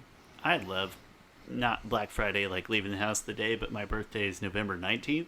And so as an adult, I just kind of buy my own presents for the most part. So I love that whole week prior of like blowing birthday money on sales I find online. It's a big week in the Shaler household for the Amazon delivery guys. I was going to say, I mean, not to burst your bubble, but if it wasn't your birthday, I spend money as if it was my birthday. I probably still would, but it makes me feel better about it, Yeah, you're right. I bought it was an Airfingers quote Black Friday deal, early Black Friday, but I bought our TV. I had a pretty nice older Samsung 4K like flat screen TV upstairs, and it's 8 or 9 years old now. But one of the back panels, like backlights, went out on it, and so I had to replace it. So I got a. It's amazing how far TVs have come just in the last few years. I think this every time I buy a new TV, but Yeah. I bought a 4K television. It's a TL or a TCL, which is not like a big name brand or anything, but Yeah, Tender Care Love. the Tender Care Love, 65 inch 4K TV with it's one of the Roku TVs, has all the built, but it's real snappy. You know, like It's good. It's fast. you know, yeah, it just goes right between the things. Doesn't have any trouble running anything or any of the rest of it. Has HDR on it and all the rest of it. And it has the full array. I think I literally have the same TV. It's the Series 5, and it's got the full array lighting and everything. Yeah. I mean, it's a nice TV, and it has a good picture. Great for the price. $398 for a 65 inch That's television, crazy, 4K man. television. It's bananas, It used to be. and it's nicer than the TV I replaced. I mean, the TV I replaced was $1,400 when it was new. Yeah, it You know? used to be the rule was like back in the early late 2000s, like $10 an inch or whatever. That's what she said. But like, Ew. or you'd get to the point where like It if took you me a get a second. 30 inch, you'd hope for around $350 or whatever. So like and then it would go up in price. So then 40 inch would be another 200, and then it used to be like even a couple years ago, yeah, $1,200, $1,700. It would just shoot up when you get close to 70. But yeah, I was looking at some ads, even though I have no use for a TV that big because there's not a place where I need to replace one. I have a 4K ULHD or LED or something TV I got a couple years ago from Costco. It was a little pricey, but I have no need to replace it. My big thing is like, how are you going to recycle that old TV? I actually am going to give it to my brother, and he's going to use it as a garage television because it Oh, still okay. works. It just you don't really want to sit there watching a movie on it because like half the screen's not lit. You know what I mean? But if you're just going to have like the football game playing in the garage, that's fine for that. You Oh, know? okay, yeah. So he's just going to put it in his garage. So that's the recycling plan. Yeah, right that's now. good. There you go. Reduce and reuse. Even when I bought, like I said, it's probably the exact same TV. I bought mine maybe a year ago. Even at that time, it was like $550. So like it's crazy, just the deal now. But even at that time, I was like, that's an amazing deal for a 65. Well, but I'm just TV. telling you. So I've got an LG C2 OLED downstairs, which is a really That's nice the television. that's your main viewer. That's right? my main Is that viewer. the one you replaced that Grayson broke? That's the one that replaced the one Grayson broke. Yeah, Gotcha. Yeah. Gotcha. So it's a 75 inch. I think it's 75 inch C2 OLED. So it's a really nice television, and it is definitely better than the TCL TV. But it ain't that much better. Like it's not 4 or 5 times better. You know what I mean? Like For our PC gamers out there, the 65-inch TCL is only 60 hertz refresh rate. So if like you're using it as a PC monitor or whatever. correct. But I mean, we mostly don't. that upstairs TV we only stream on it. I mean, it's all Amazon Prime or Netflix or whatever. We're Well, not even the watching Switch anything is that's 60. Yeah, you know, we're not watching cap. anything that needs to be higher than 60 frames, you Yeah. know, at all on it. Now the OLED downstairs is 100, you know, it's a G-Sync, you know, 120 frames, you know, television, and it's really nice, like on the Series X and stuff. Yeah. But like I've been playing Titanfall 2 on it, Ooh. which for a game that's a few years old, playing that sucker in 4K and 120 frames a second on that TV is a darn good looking Yeah. game. That was on my top 100. I think I talked about Yeah, last that's episode. actually, you know, side tangent, but that is a super underrated game. very. but, yeah. but- Amazing game. But like I said, man, TV deals are just bananas right now. Yeah. So yeah, I'm not looking for any obviously consoles. It's still PS5. Probably next Christmas. I'm still on the train of I'll wait until there's either a price drop or waiting for a PS5 Pro. Is that how you guys are too? Yeah. Yeah, I'm waiting If for I a even price drop. get one, I mean, they're still hard to get, aren't they? I'm actually thinking about getting. I was telling you this earlier, but there are places that are going to have the Xbox Series S. Yeah, I think I'm getting it right. Yeah. For And $250, and I'm actually thinking about getting a second Xbox just to have one upstairs. Yeah. Because I don't want to spend as much to buy another Series X. we were talking about that. But, how but yeah, just putting another Series S upstairs. How Yeah. it took me a second Yeah. to realize if that's the one I have, which is the Xbox One S versus the Series S, and we were both cussing on the name of Microsoft of going the way of Apple. Why? The 360, had the translucent It's good. The next one's cases, going to be the new the S. Xbox. Yeah, it's just go numbers. Come on. Yeah. Let's just Yeah, go it's 1, just- 2, just- 3, just 4 take or it- something. A, B, C, Yeah. D, Yeah. E, Well, the F, problem is like- all the controllers. What also is a double down is each generation would have a new controller. You're thinking oh, you have to rebuy it. Why am I complaining about not having to rebuy a controller? It's just they've used the same controller over like 3 Xboxes. I don't even know anything about the Series S outside of looking at it. I thought it was the one that I bought like a few years ago. It looks like it has a hot plate on the side of it, like you can cook dinner. Yeah, it does. Right there. Or like a speaker. Every time I see it, I'm like, oh yeah, when I'm hungry, I could just like cook up some ramen right there on the side of it. Looks like speaker mesh. Yeah. Well, I'm just like, I'm at the point where I don't know if I've never heard anybody else say this, but if any of our listeners can agree with this, I don't know, write in, because like I'm at the point where I like really am like old guy on the lawn about the PS5. I see all these deals about like, oh, hurry up quickly to get in a queue to get a PS5, and it's the same thing about doing self-checkout. You're not paying me to check myself out. You want to pay me minimum wage for me to be the cash register here and take away this job? Because you're not paying anybody else. Like, oh, it's making it more convenient. Well, that's because you're not filling it with the people who will normally fill it out. And again, I'm not trying to be that guy, but I am that guy about this. Like, it's getting to the point where I see the PS5 is like, oh, hurry up and get it. Hurry up and get it. It's been like that for two and a half years. No, I'm not down with the hype on the whole thing. Well, that's just, even if it takes the hype away, I'm like, well, I don't want to be like that. I don't want to have to feel like I'm chasing something. I just want to go in the store and get it. Not good convenience. Yeah. It's just like, it takes kind of, it's like when people spoil a movie, or that guy told you about that, the new Batman movie, which in itself is good, but like he had his friend who loved Batman like tell him he was not a fan of it so much that he's like, oh, now I don't even want to watch it. And I was like, but you could have had your own opinion on it. I'll probably get it when GTA 6 comes out. Okay, that's gonna be your like whenever that happens. It's gonna be another 2 years. Yeah. I know, probably, but I was hoping a year, but yeah. But I feel the same way. Like every time I go to a retail store now, whether it be like Walmart or a Target or something, because we have these Targets here in town that are like the super Targets or whatever. Yeah. And they have, I mean, I'm guesstimating a little bit, but they have roughly 9,000 checkout lines. And there's like, that's a fair estimate. Yeah, I mean it's about that.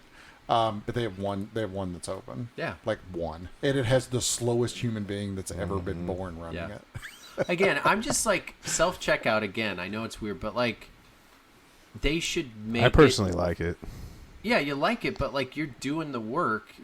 Yeah, but sometimes, but a lot of times I'm only getting like 1 or 2 things, and there's people with like 100 things. And so it used to be self-checkout. It was like 13 items or less. Here's my problem with self-checkout. Remember, it was always express checkout. Every time I go to self-checkout, because like my truck's a diesel truck, right? So I have to buy like stuff to put in my diesel and things. So there's always like an inhalant half the time in my cart. Yeah. So I may be buying only 3 things, but there's something in there that I have to be 18 to buy, which means I have to go to the checkout. For mine, the Blu-ray was tagged. Like, yeah, I have to check out, and then the little light goes off, and then I got to wait for this person with their passcode. This person to like come to me because they're watching 15 registers, so I have to wait for them to work their way around to me. You have to walk from like the back 80 from the other set of registers. Yeah, to like approve me buying an inhalant so that I can put it pour it into my gas tank or my diesel tank when I get out to the parking lot. But that's always my gripe is like, in theory, this would be faster, but it's still not faster because I almost always have to wait on somebody to come and like check me out. Well, and it's also like, hey, also this thing that you're not employed to do, don't mess up because we're recording you. And if you look up, there's this unflattering, washed out picture of yourself doing it. Again, I don't go to a store to see a camera of myself when they're like recording in progress. You forced me to buy this myself. I just wish, you know what would fix it? I'd be better. Take 5% off my purchase. That's not even tax. They should make an automatic 5% deduction because, like, technically you're not hiring workers, so you're trying to, like, cheap out on it. And for it being the experience, like you say, it's not as smooth, anyway. And sometimes the bags are missing. The other thing is like, please put it in the thing, or there's too much weight in the thing, or there's not enough weight in the thing, or whatever. Yeah. And it's like, and if you get something that's so small you put in your pocket, not the thing, like you did not put this in the area of the register, so I'm used to just taking my wallet and picking it up and dropping it every time I scan something. You know what I mean? Yeah. And then, of course, if you got 12 things to scan, it's like Baker's dozen, right? That 11th one, what are you going to do? Tackle me on my way out? Huh? Oh, is this when things get off the rails? Yeah. Is this when we start talking politics or we start talking... Yeah, I'm just kidding. Anywho, mainly a fun tangent. I don't get that upset about it, but... Anyway, so real quick, anybody playing anything fun? I have not played a lot. I'll go real quick. I played Avicii Avectador. Avicii's this like music game or whatever. Oh yeah. That game is so Is that cheap, good? and it's always on sale, and it's like $10. I love it. I love Avicii's music. It's a fun game. It's a simple game, but like I played through it all like one late night, and I had my headphones on, and it was one of the best gaming experiences I've had over the last couple of years. Like I really, really liked it. It's not necessarily super hard if you played like a game like Amplitude or Frequency. It's similar to that, but it's a little bit. What I just love is like the music. The music and the rhythm is so good, and when you get the high score, you unlock a next song. So you can't go to the next song until you beat the first one. So it's not like frustrating, and it's a lot of bang for your buck considering you can get this game for less than $10, and you have like 30 songs of the late recording artist Avicii, which there's a really good documentary out that you probably already know about, but it's called Avicii A Vector. And the game came out even after I think he passed away, right? Yeah. So if you've ever seen it, like, gosh, pick it up. No one talks about that game, but like, I freaking loved it. If I had a top 10 list of playing games, even though I don't get to play that many. And the other one I played real quick is another cheap but budget game. This is like pathetic, right? Video Game Dads. All-Star Fruit Racing for the PS4. This is like. It looks like a game that was trying to cash in. It's like those fake Disney movies in Japan or Russia where they're like, instead of Tangled, it's like, long hair. Ensnared. Long blondie. or like not Frozen, but like evil, sad, depressed lady. Cold Witch. Cold Witch. And it's like, it wants to take like from like, that sweet game from Wreck-It Ralph, or like Sugar Rush from Wreck-It Ralph. So it's like a kart racer that's set with like fruit and food. I love the theme. I love the colors. The gameplay is really, really good. And I know I'm going to get so much whack for this, but like I like it more than the modern like Mario Kart games. Because to me, I know. Here's the thing. The Mario Kart games are, I know, really kind of repetitive. I love Double Dash. I love a few of them, but I also feel a couple of them feel kind of samey. And this one has a drift mechanic that is not quite as kind of touchy as it's closer to like Sonic All-Star Racing. But to me, the track layout is a whole lot better, and they have alternate routes that you can take that's kind of like a downhill jam, where there's not a lap you go down. You just go down these like huge tracks, and you try to get like a time trial to unlock stuff. Like, honestly, I haven't played a kart racer that I've liked this much for like probably a couple generations, and I was super surprised because I've seen it as a budget title. I've owned it forever. You can find it for like nothing. A lot of it, it's like teeny bopper girls and thing. But each person has a different fruit, and your special attack is like, there's someone who likes kiwi. So everybody's got like, what's your favorite fruit there, Sean?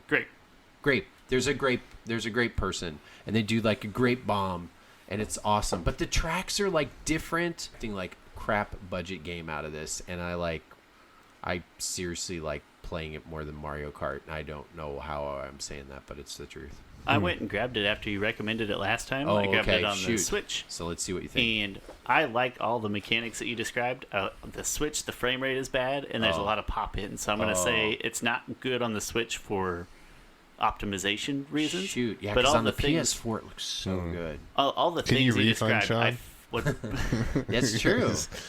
I really liked the drifting mechanic. I like the way combining your fruit juices into various attacks worked out as a different. So I saw all of the things that you appreciated, and I was kind of jealous because it was a good time, even with the optimal issues. Yeah, that's the thing. I've never seen that in a kart racer. It's more like, hey, you run over the item, you get the item. This one, you pick up different fruits and you combine them for different ones. So like if you pick up a summer, and they're all based on summer, winter. If you pick up a summer, and now I know like which fruits are ripe in the summer and winter. Yeah, I have no idea on that. Yeah, I didn't either until playing this game. Now I'm like, oh, I'll get that cantaloupe. And then you mix it with the strawberry, and then all of a sudden it gives you like this frozen thing, and so you can then decide which ones you want. It's like randomly deep, and it came from this really small like French company that they've only made a few video games, and they tried to update it a bit. Now the online servers are off, and I can't get a platinum trophy on it but if any listeners out there want to email me and try to hop on at the same time, because literally I tried on a like Saturday afternoon, a Saturday night, and an evening to try to do multiplayer on this thing. I know you're laughing at me, Adam, but like No, it's I'm just enjoying the talk of all the fruit-based races. yeah. Anyway, it put a big smile on my face. The wide world of The wide world of fruit-based fruit-based racing. Hey, racers. I can guarantee we're gonna you- have a new. We need to have a new podcast called the fruit racing adventure. Both of those games are like $6 games, and I enjoyed the heck out of them. So I didn't. Anyway, nice recommendation for that. You playing anything, Adam? I've been all about turtles with playing with Grayson. Oh yeah. As far as the Cowabunga collection goes, so we've played all the games that are on that. Pretty much. I've been on a Doom kick here lately. So on Xbox Game Pass, the OG Doom is on there. Oh yeah. And so It's fun to go back to. It's like a ton of fun. Yeah. Like you really can't beat old school Doom, and And you're better at it now because it was like I don't know what moving in a third person space was more difficult back then. The game holds up a Yeah. lot better than, and I mean it's been touched up and things, obviously Yeah. since the original PC version, but it still runs really well. It still plays really well. It's still a lot of fun to play. So I mean, you can't really say anything about Doom that has already been said. But the fun thing that's kind of been going along with playing old school Doom is my brother's been playing it too, and we've been like looking up just like random YouTube videos of like Doom running on stuff. Oh yeah. Like all the hacker mod community stuff, and sending each other funny videos of like, here's Doom playing on a pregnancy test. Here's Doom playing on a refrigerator. Here's Doom playing on A smartwatch. calculator. Literal There's a guy that got Doom running on potatoes. Yeah. So You like, eat on a stick. yeah. So, so I don't know. There's just Doom like this in your whole tummy. fun thing with Doom. So I've been playing Doom. I even played a little bit of Doom 64. I never played that one. And I've heard Doom a lot. 64 is actually pretty good. I've heard. I just can't. But I played a little bit of Doom 2, but mostly OG Doom and Doom Eternal. Yeah. And I played Doom Eternal both on Xbox, and I have two separate games. One that I've been playing on the Steam Deck, and then one that I've been playing on Xbox. So I've been playing it. I'm playing through it, like all the way through it, basically, but concurrently on two different consoles, if that makes sense. One portable, and then one on the Xbox. But it's a ton of fun. But I can't play it when the kids are around, Of course. But yeah, so lots and lots of Doom. Titanfall 2, I basically have played back through, Yeah. like I was mentioning earlier. And that game, every time I play it, I'm like, oh yeah, it's a pretty good game. And then I kind of forget how good it was, and then I go Yeah. back and play it again, and then I'm like, God, this game's really good. I know. I know. And but even aside from just the overall like shooter mechanics and things going Presentation. for it, the presentation's really good, and the single player mission levels are like really intricate and involved, and have a lot of nuance and interesting things. You feel there, and that's the thing, that it's like one of those movies. It reminds me of movies or any media where it's like you're transporting the world and you just believe it. Like obviously we don't own mechs. Titanfall is like Titans come out of the sky when you call them. It's like, okay, that's a thing, but like it's an American version of like a Macross or a Robotech almost. Yeah. But but like the way the levels are designed, they did way more with this game than they ever had any right to do. And Right. it actually, I don't think, sold very well even when it came out. But but like a mission I played yesterday was you're inside of a facility where they're building prefab neighborhoods, if this makes sense. And you're on a I mean, it sounds goofy, right? Because it's a mech game, but you're fighting in a factory where they're building these things, and you're on the assembly line, essentially, going through the factory, and everything is changing in orientation as you're inside of it. So you're playing on a playing field where the ground is like to your right, and you're jumping between houses on their sides, if that makes sense. Yeah. I mean, just weird stuff that like you wouldn't think would be in a game like that, but it totally is just... Because if you just look up video on the surface of it, it looks like it's just going to be Call of Duty or something. But it's just they did way more with it. I think back, like it's kind of like the Wii U or whatever else. It's just like a name can kill it. And the first Titanfall, people heard about it and there was so much hype. And then when the second one come out, well, there was always a Halo 2. There was always this. But like I kind of wish there wasn't a even though that wouldn't happen. Now there couldn't be a Titanfall 2 without a 1. But like I really wish Titanfall 2 would be in the body of the first one, and it would be on a lot of people. But it's just so like in a sea of all this sameness. Yeah. It's just very different, but it's very different in a good way. So I've been playing that a fair bit, and there's a kind of a few other random things. I've been playing old stuff. I played back through Metroid Prime, the original Metroid Prime. I've started on Metroid Prime 2. I played all the way back through Zero Mission. I'm like halfway through Fusion right now.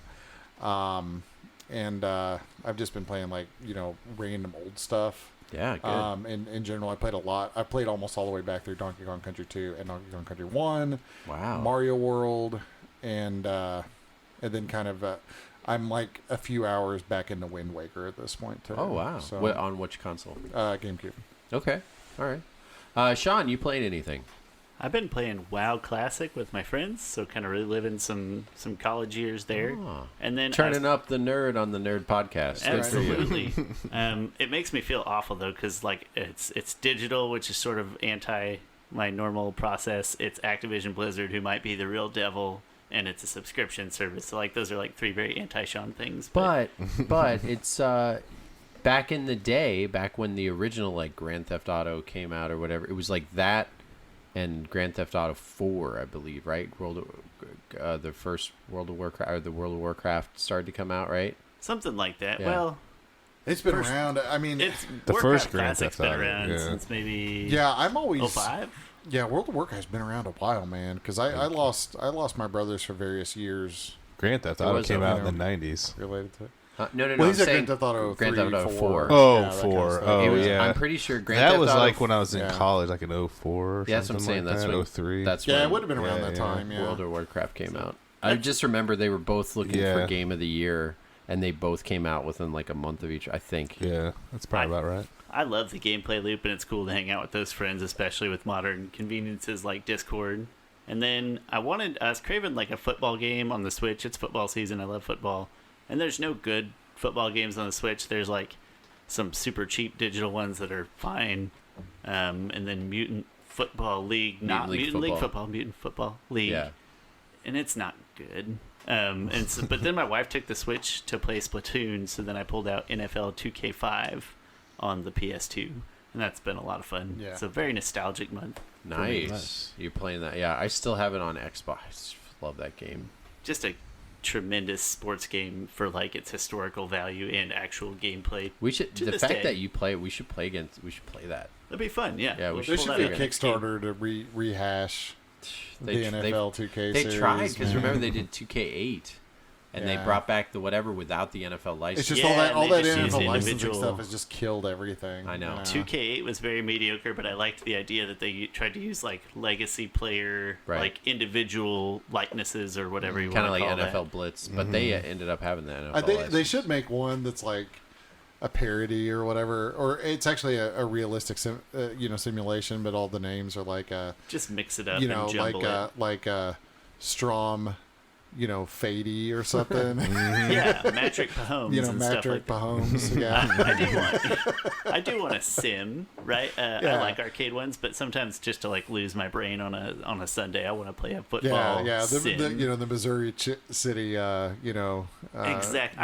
I would be totally fine with that if it was a good sim. I don't need the rosters all that If bad. you were a handheld guy, I'd tell you, and maybe I'll pick one for the handheld holo. But the thing a lot of people didn't know, even me, I was a big fan of the Super Nintendo Madden games, like Madden 96, Madden 95. Well, the GBA games are basically using the Super Nintendo engine up until like even the training and the running. Because when I started to see screenshots of it, I said, wait a second.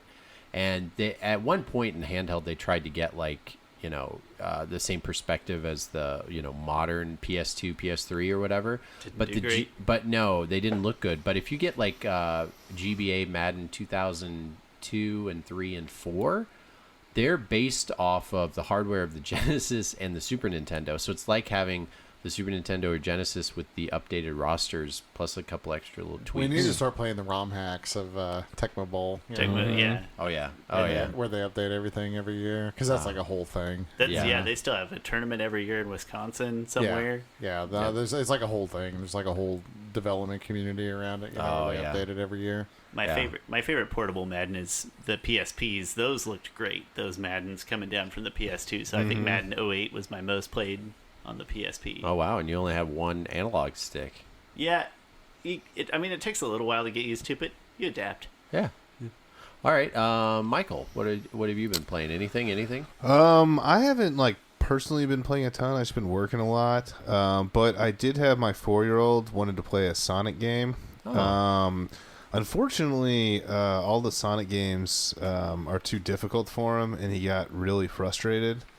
Yeah, he hates dying. And he's like, "Oh no, it died again!" And then he just gets real upset, and he's like, "Why does it keep happening?" And I was just like, "I just don't think you're old enough for this, or he doesn't have good enough hand-eye coordination. One of the two." Yeah. So get good, 4-year-old. Yeah. So, so I was thinking, on Genesis, what's the easiest game on Genesis?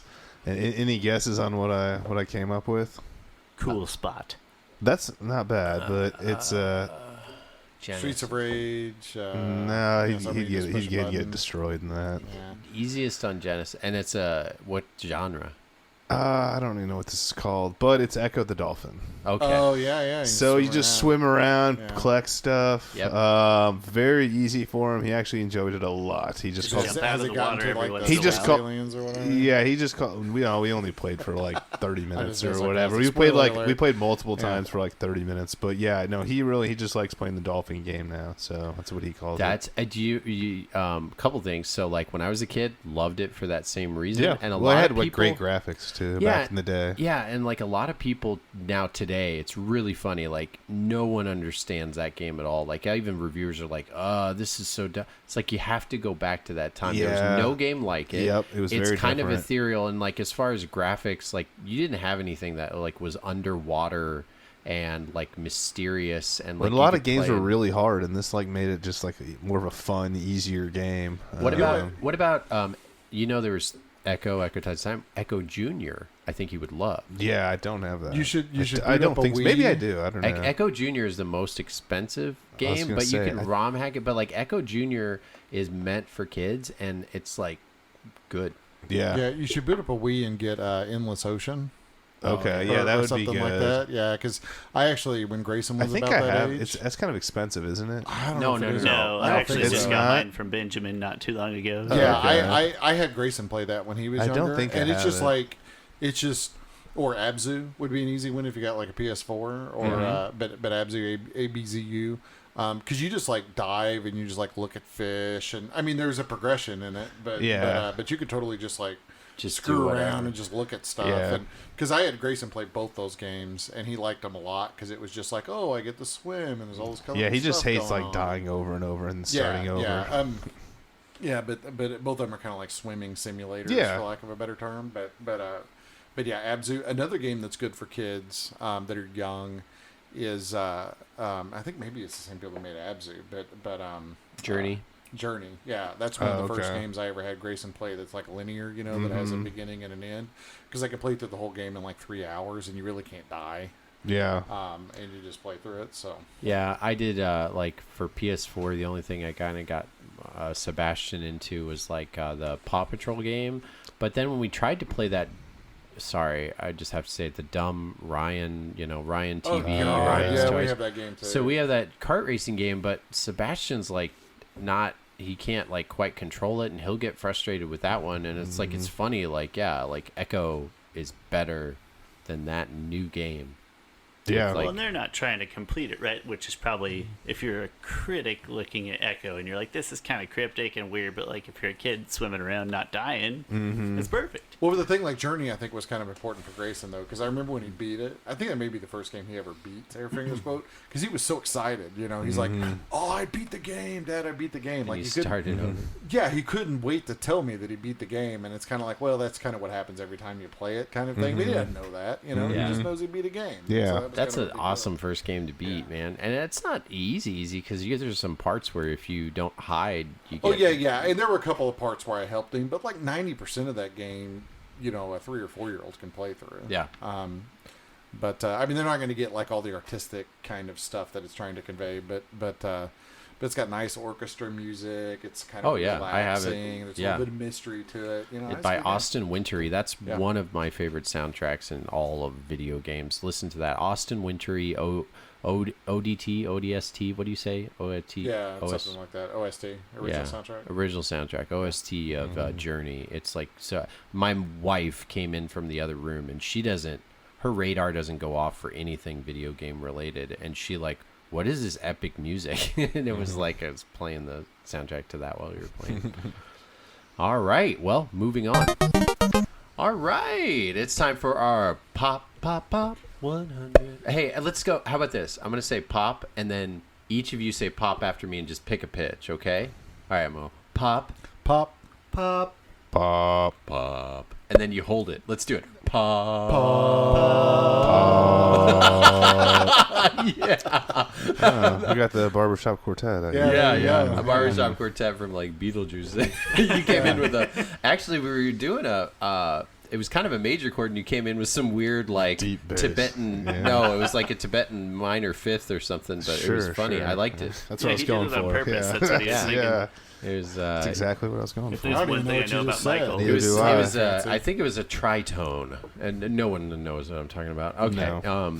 All right. So we're on number. Help me out, Sean. What am I starting with? Number 70. 70. Okay. I usually go last. Let me just go first to get this out because I just put all these in order, so now I can see where I'm from. So we are at 70, and this is our personal top 100. We're going 10 at a time. We love it when you play along. I'm gonna go 20. Oh yeah, and Michael gets to go 20 because he missed last episode.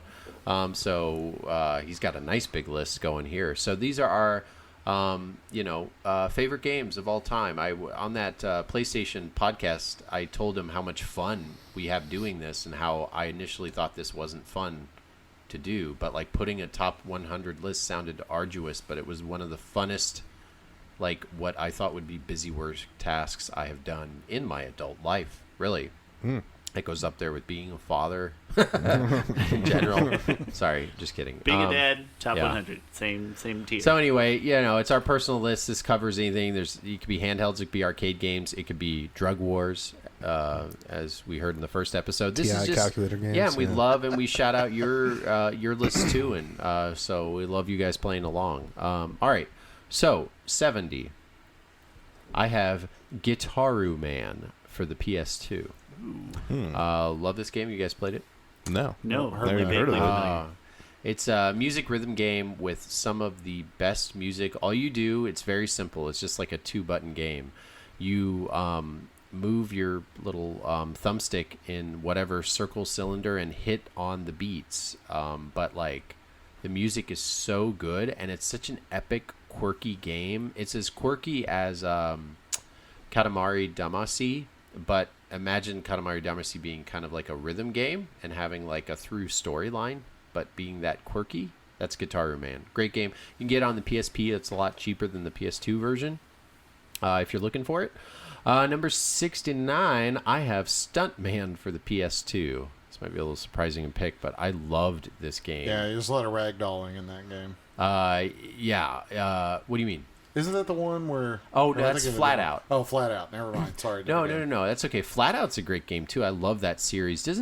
So Stuntman, had a lot of hype coming out. It was in all the gaming magazines, and it's kind of like it's like Hitman, where you have to go the perfect route. You're basically a stuntman on a movie set, and all you are is like a director has hired you, and you have to hit your cues at a certain time. And it's like a puzzle game, almost, but you have to keep going, and you get one take, which is really unrealistic. But when you put it all together, and you like get to see your highlights at the end of this movie trailer you cut, so you're basically cutting a movie trailer, and when you jump like over a bridge or through a train, there's like moments where if you're just slightly off, you can have these big epic crashes. So there's nothing like the big like letdown at the end. It's like a game that's hard to hold up, hard to recommend to people who don't want to like throw their controller, but like at the time, me and my buddy just loved the heck out of it because you like get good at it, and yeah, it feels like a puzzle game, yet it's a car game where you just kind of set up a trailer for a movie, and there's different like there's a London movie, there's a Western movie, and this kind of thing gets harder as you play through it. And there's been a bunch of the Stuntman games, but the original Stuntman for PS2, I still have some saves on there from me and my buddy who actually came over, and these saves are like 20 years old, and they're still on the little memory card, and we still like replay our own saves that show us like our and we like remember like what happened, so it's like really fun. Anyway, that's a personal one, but next one is Battlezone, the original arcade. Oh wow, wireframe. Yeah. There's only a few arcades I have in the top, and Battlezone, that cabinet is so cool. It you have like goggles on, and there was a PRGE. There was like an original Battlezone that we were playing. I remember It's like a Shane periscope, and I. Yeah, and I love wireframe graphics. In fact, 2 of the games in this 10 list are like wireframe. I don't know why. I instantly can see the 3D, and I think it looks like Tron 3D and futuristic like games. I love like Vectrex and wireframe games. I can't tell you why. All right, that was 70, 69, 60. That was 68. 67 is Aladdin for the Game Gear.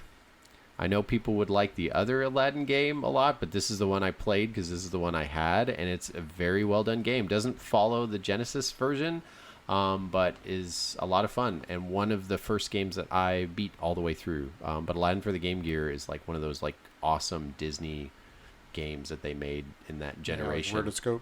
Nice. Yeah, it's very good.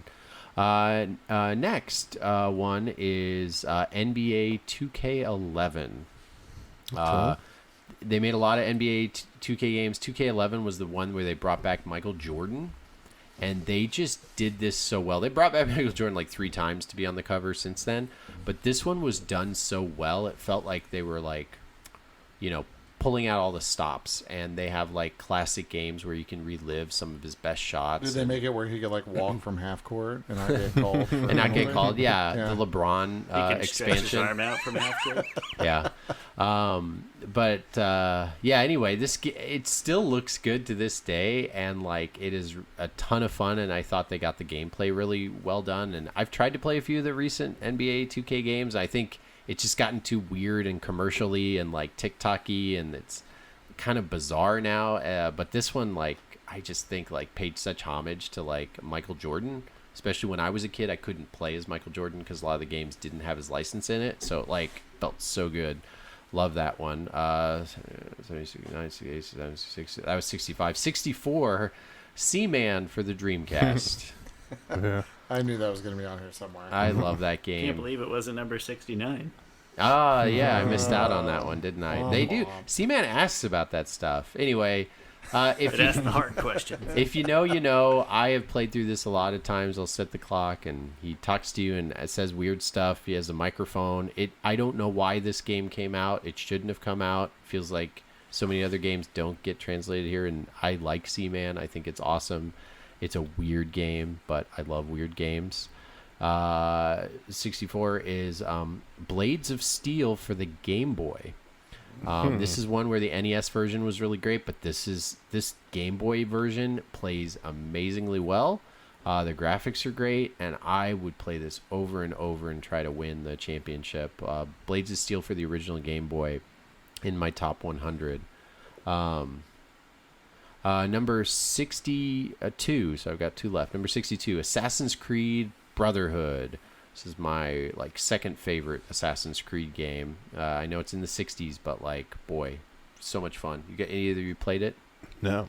I've never played any of the Assassin's Creed games. Wow. Okay. Not a one. All right. Well, just to give it its due, Brotherhood is so good. The music, it plays on the second game. Like Assassin's Creed 2 was wonderful, and this was like thought of as an expansion, but really it is its own game. Like you see Leonardo da Vinci.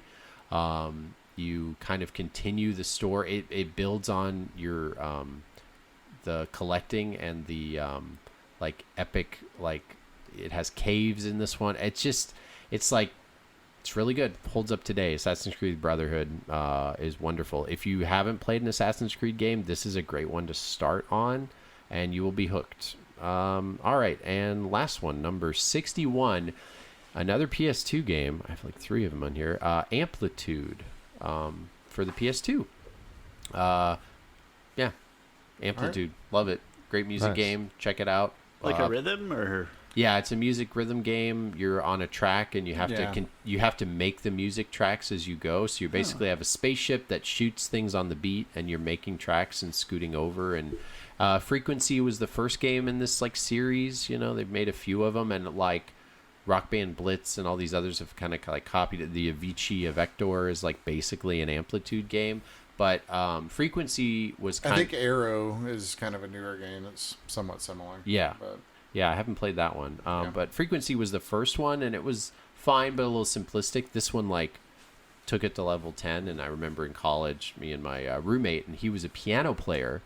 Like he went to college for piano. He was a piano performance major. He was so good at this game. I felt like this is before you can do, like, high scores and put them on YouTube. He like killed me, but it was because he had such dexterity in his fingers. Like it was fun to watch him like do these insane combos and stuff. And he wasn't a big video game player, but because he was a professional piano player, I just remember like being in awe, like watching him. Oh, so you can beat this in extreme. But I would, it was still challenging for him. So it was like, that was just a randomly good memory, and that's why it's on my list. So that's awesome. My list. Who wants to go next? I'll go next, just because I'm the next in line, I guess. Yes. So my first one is F-Zero GX. Oh yeah. Nice. I had to pick an F-Zero game, so this is kind of a stand-in. Is it the arcade or the? Honestly, it probably should be the arcade. The arcade is awesome. Because I instantly think like, ooh. This is gonna sound stupid. I forget that game was an arcade. The arcade game is awesome. Oh yeah. But it's a really big cabinet, and good luck finding one. Yeah. I've only seen one in the last 15 years, probably. At and PRGE. PGRE. Portland. PRG. But yeah, I was specifically thinking of the GameCube version. It's a punishingly difficult game, but it's really fast, and it's a lot of fun. It's developed by Sega, you know, so it's a little bit more arcadey probably than the other ones, but super good. And probably, because I'm thinking about F-Zero GX, I had to throw a Wipeout on here. And this is kind of a cop-out, but I put on the Wipeout Omega Collection.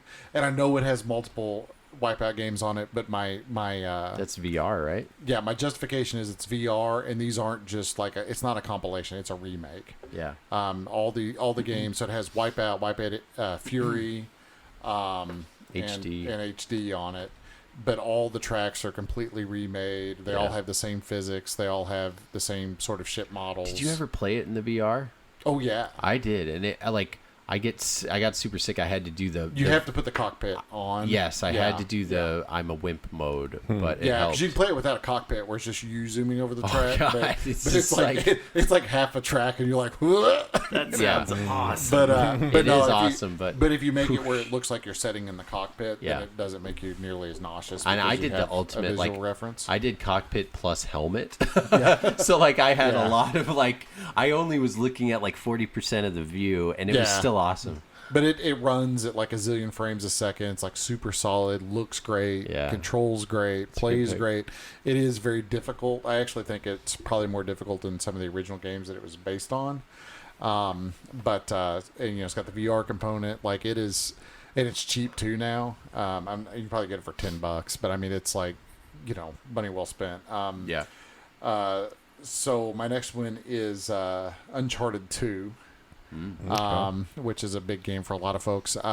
Uncharted 2 is just That'll be awesome. on my list eventually. Yeah, it's the first time I ever really played a game where I was like, this game, if it was just a movie, would be a really good movie. Yeah. Like this game was sort of like one of those transcendent leaps in gaming, so to speak. But because they made it like a movie, really. They they had a director, they had a scene artist, they had it's set just, pieces, like the whole thing. But they basically produced it like it was a movie. It functions really well as a story and as a movie. It functions really well as a game and has good mechanics. The graphics are great. Still plays great. It's a great game. I mean, if you don't play anything else from like the PS3 era, this is like one of the games that should be on your list. This and like Brotherhood, and you'll be. I can't believe no one else played Brotherhood. That's so good.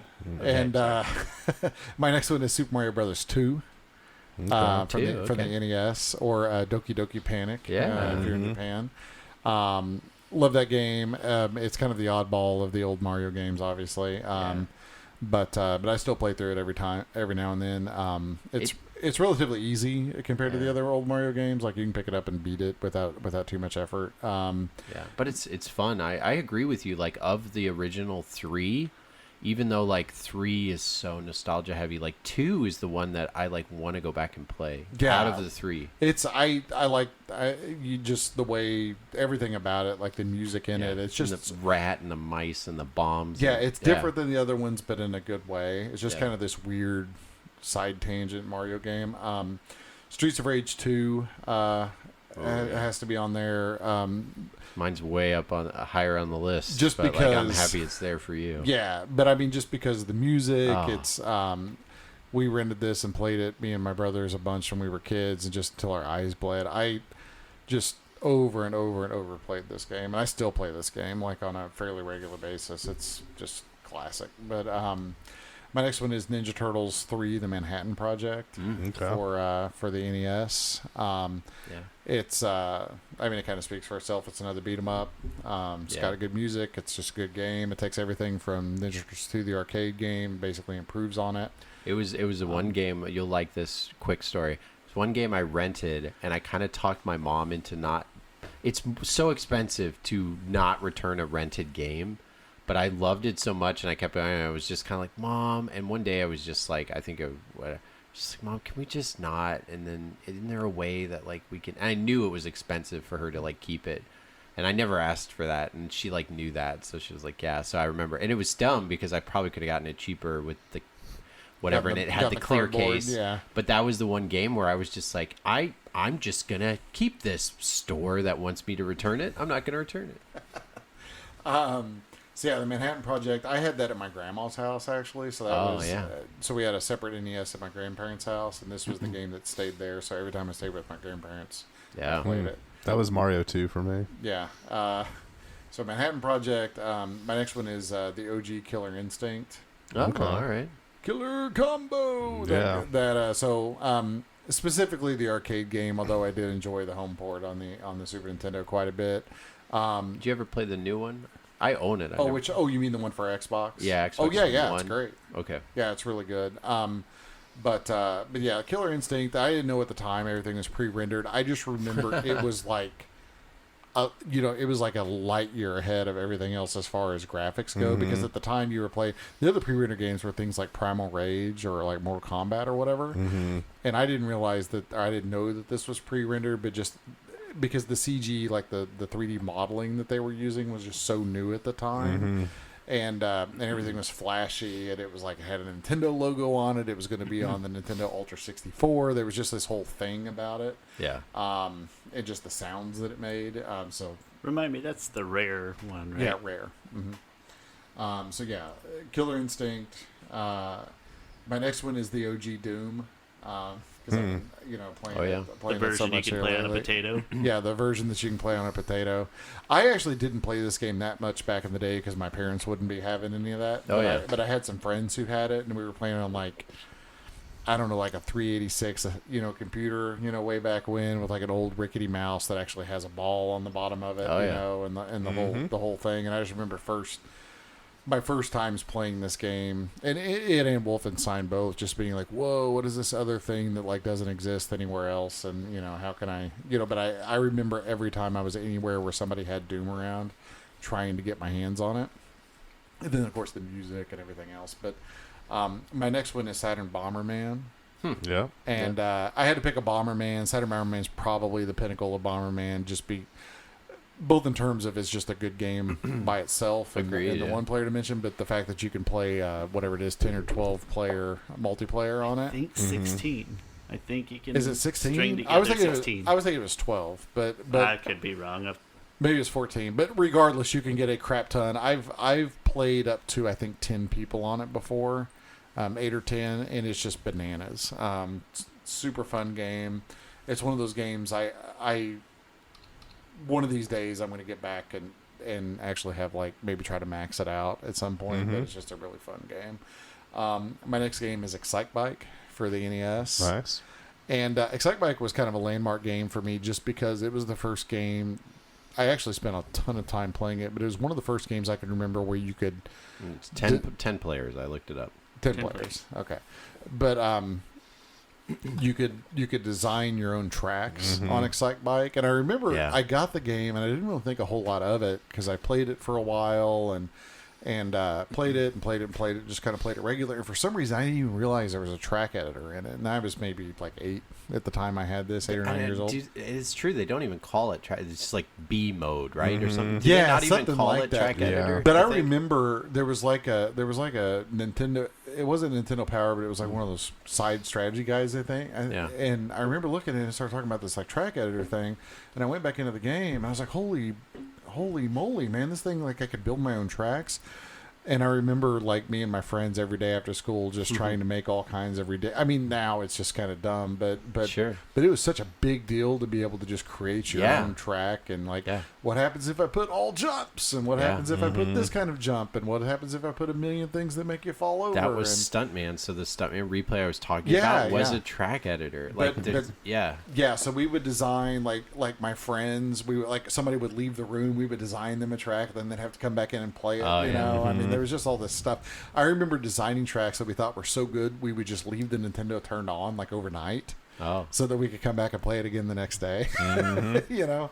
So, anywho, it's, like I said, it's not going to be on a lot of people's lists, but I really had a lot of fun with my friends playing Excite Bike back in the day. Cool. Tiny ramp for big air. Yeah. Just wanted tracks full of those. I had a big week for, like, big popular franchise names, so it's kind of fun. So number 70 is Warcraft Classic, The Wrath of the Lich King, specifically, because that's been my mood lately. Number 69, cheating a little bit, but if you twist my arm, I will pick one. But the Dungeons & Dragons collection on the Saturn, it's a Japan import. No, you're talking about Shadow of Mystaria and Tower of Doom? Shadow over Mystaria is my favorite. If you twist my arm, I'll pick that one, but the only way I've ever played them is packaged together. Adam actually taught me about that one. Yeah, those are good games. Just great arcade beat-em-ups, and that's a genre I really enjoy. Not good at it, but I enjoy it. Number 68, Monster Hunter 4 Ultimate for the 3DS. Rise is a better game for me on the Switch, but I have more nostalgia and memories for the 3DS version. Played a lot with my friends. Number 67, F-Zero GX for the GameCube. Ditto to what Adam said earlier. And number 66, 007 Nightfire, the PS2, GameCube, Xbox. Yeah. I missed out on, I didn't have a lot of gaming experience in the PS1 N64 era, so I didn't play GoldenEye till later. But we did get Nightfire pretty early into our PS2 time, and that still not holds up, but it's still fun to go back and play today. Number 65, Galaga 88 on the PC Engine. Oh, that's a good one. Yeah, I always do better at the not true scrolling. I don't know what you would call it. It's like on a static screen. I've always been a little better at those as far as shooters go, and then that one just has a really nostalgic look and sound to it. Number 64, Wind Waker HD on the Wii U specifically. It does some things to clean up some of the redundant stuff in the later game and speed things up a little bit, so good improvements on the Wii U. I think it's stupid expensive, but I might be the other one. That might be the Twilight Princess on the Wii U. Yeah, it's Twilight. It is Twilight. So, okay, good. We'll go grab Wind Waker on the Wii U. Number 63, Muramasa, the Demon Blade. No idea if I'm pronouncing that right. That's how I've always said it. I think so, yeah. I've played both versions, but I like having it portable on the Vita. Just any of those Atlas games, just beautiful side-scrolling. Vanillaware. Oh, Vanillaware specifically. Well, I mean, it's Atlas Dragon's published, Crown but yeah, if people. it says, if the developer is Vanillaware, it always has that watercolor kind of look to it. And it's very unique and it looks really good. Is that Golden Sphere, Grim Grimoire, Dragon's Crown. Yeah. Yes. Is that one? Yeah, and I like that one too. Is that one? What was I gonna say? I never beat it. Like, does it change? Like, I only got a few levels in it, but like, do the levels get like change dynamically? Or I don't know what I'm trying to say. Like, since it's on your top 100 list, it makes me want to go back and like play it more. There's like skill trees to it, yeah, where there's different blades and different abilities, and there's kind of a skill tree, but ultimately it's kind of the same. They're fairly redundant, but they look really good. That speaks to there again. It's just a kind of game that I enjoy, and it has those redundant aspects where it takes me a lot of, I'm going to call it grinding, even though it's not the type of game you would associate with grinding, but It takes me a lot of that to get through it, but it's sort of a cathartic. Again, turn my brain off and just grind away a little bit at it. Perfect portable fodder, in my opinion. Number 62, Super Smash Bros. Ultimate for the Switch. I do think the latest Smash Bros. Is the best currently. Agreed. Solid. And number 61, the original Final Fantasy. That's one where I'd say you should just kind of play it however you can. If you twist my arm, I would say that the PSP version is probably the best, even though I've played the NES version the most. And then my favorite story with that is that was like my first Easter egg. I'm a big Dragon Quest guy.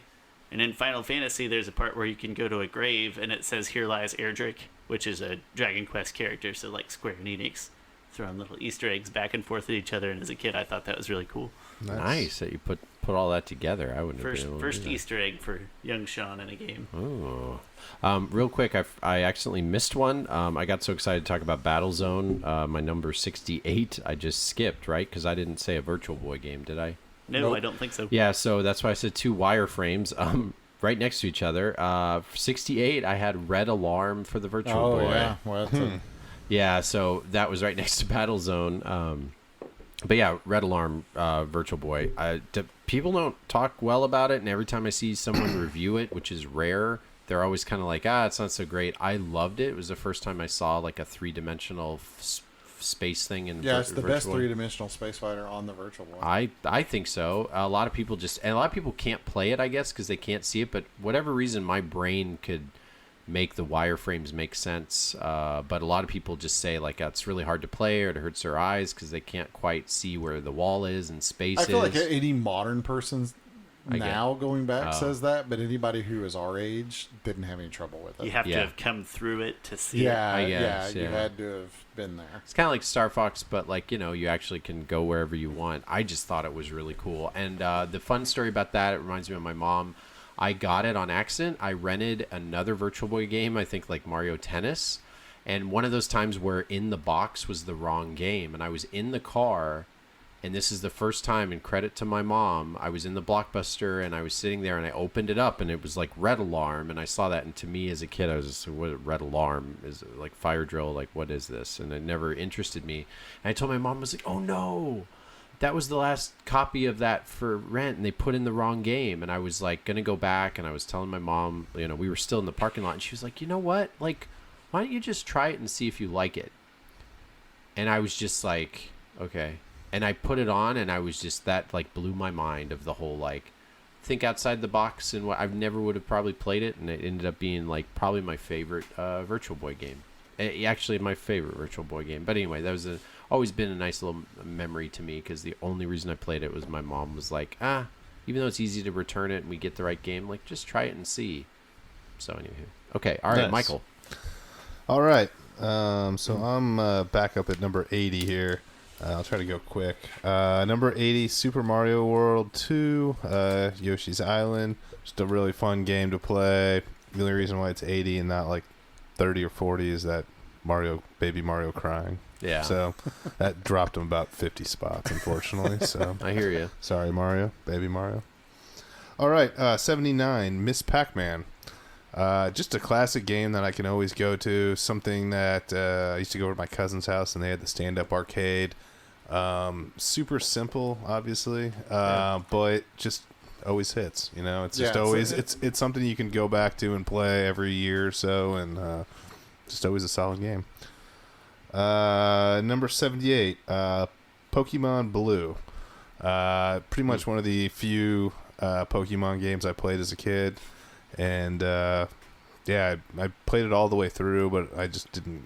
I don't know. It kind of never stuck. I think I got a little too old for it. Oh. I was gonna say, if you want a complete copy, I know a guy. Oh yeah, there you go. I randomly have that one game. Oh, that's the I'm one trying you to sell got. it, yeah. Oh, okay. No, I'm good with my loose copy. Sorry.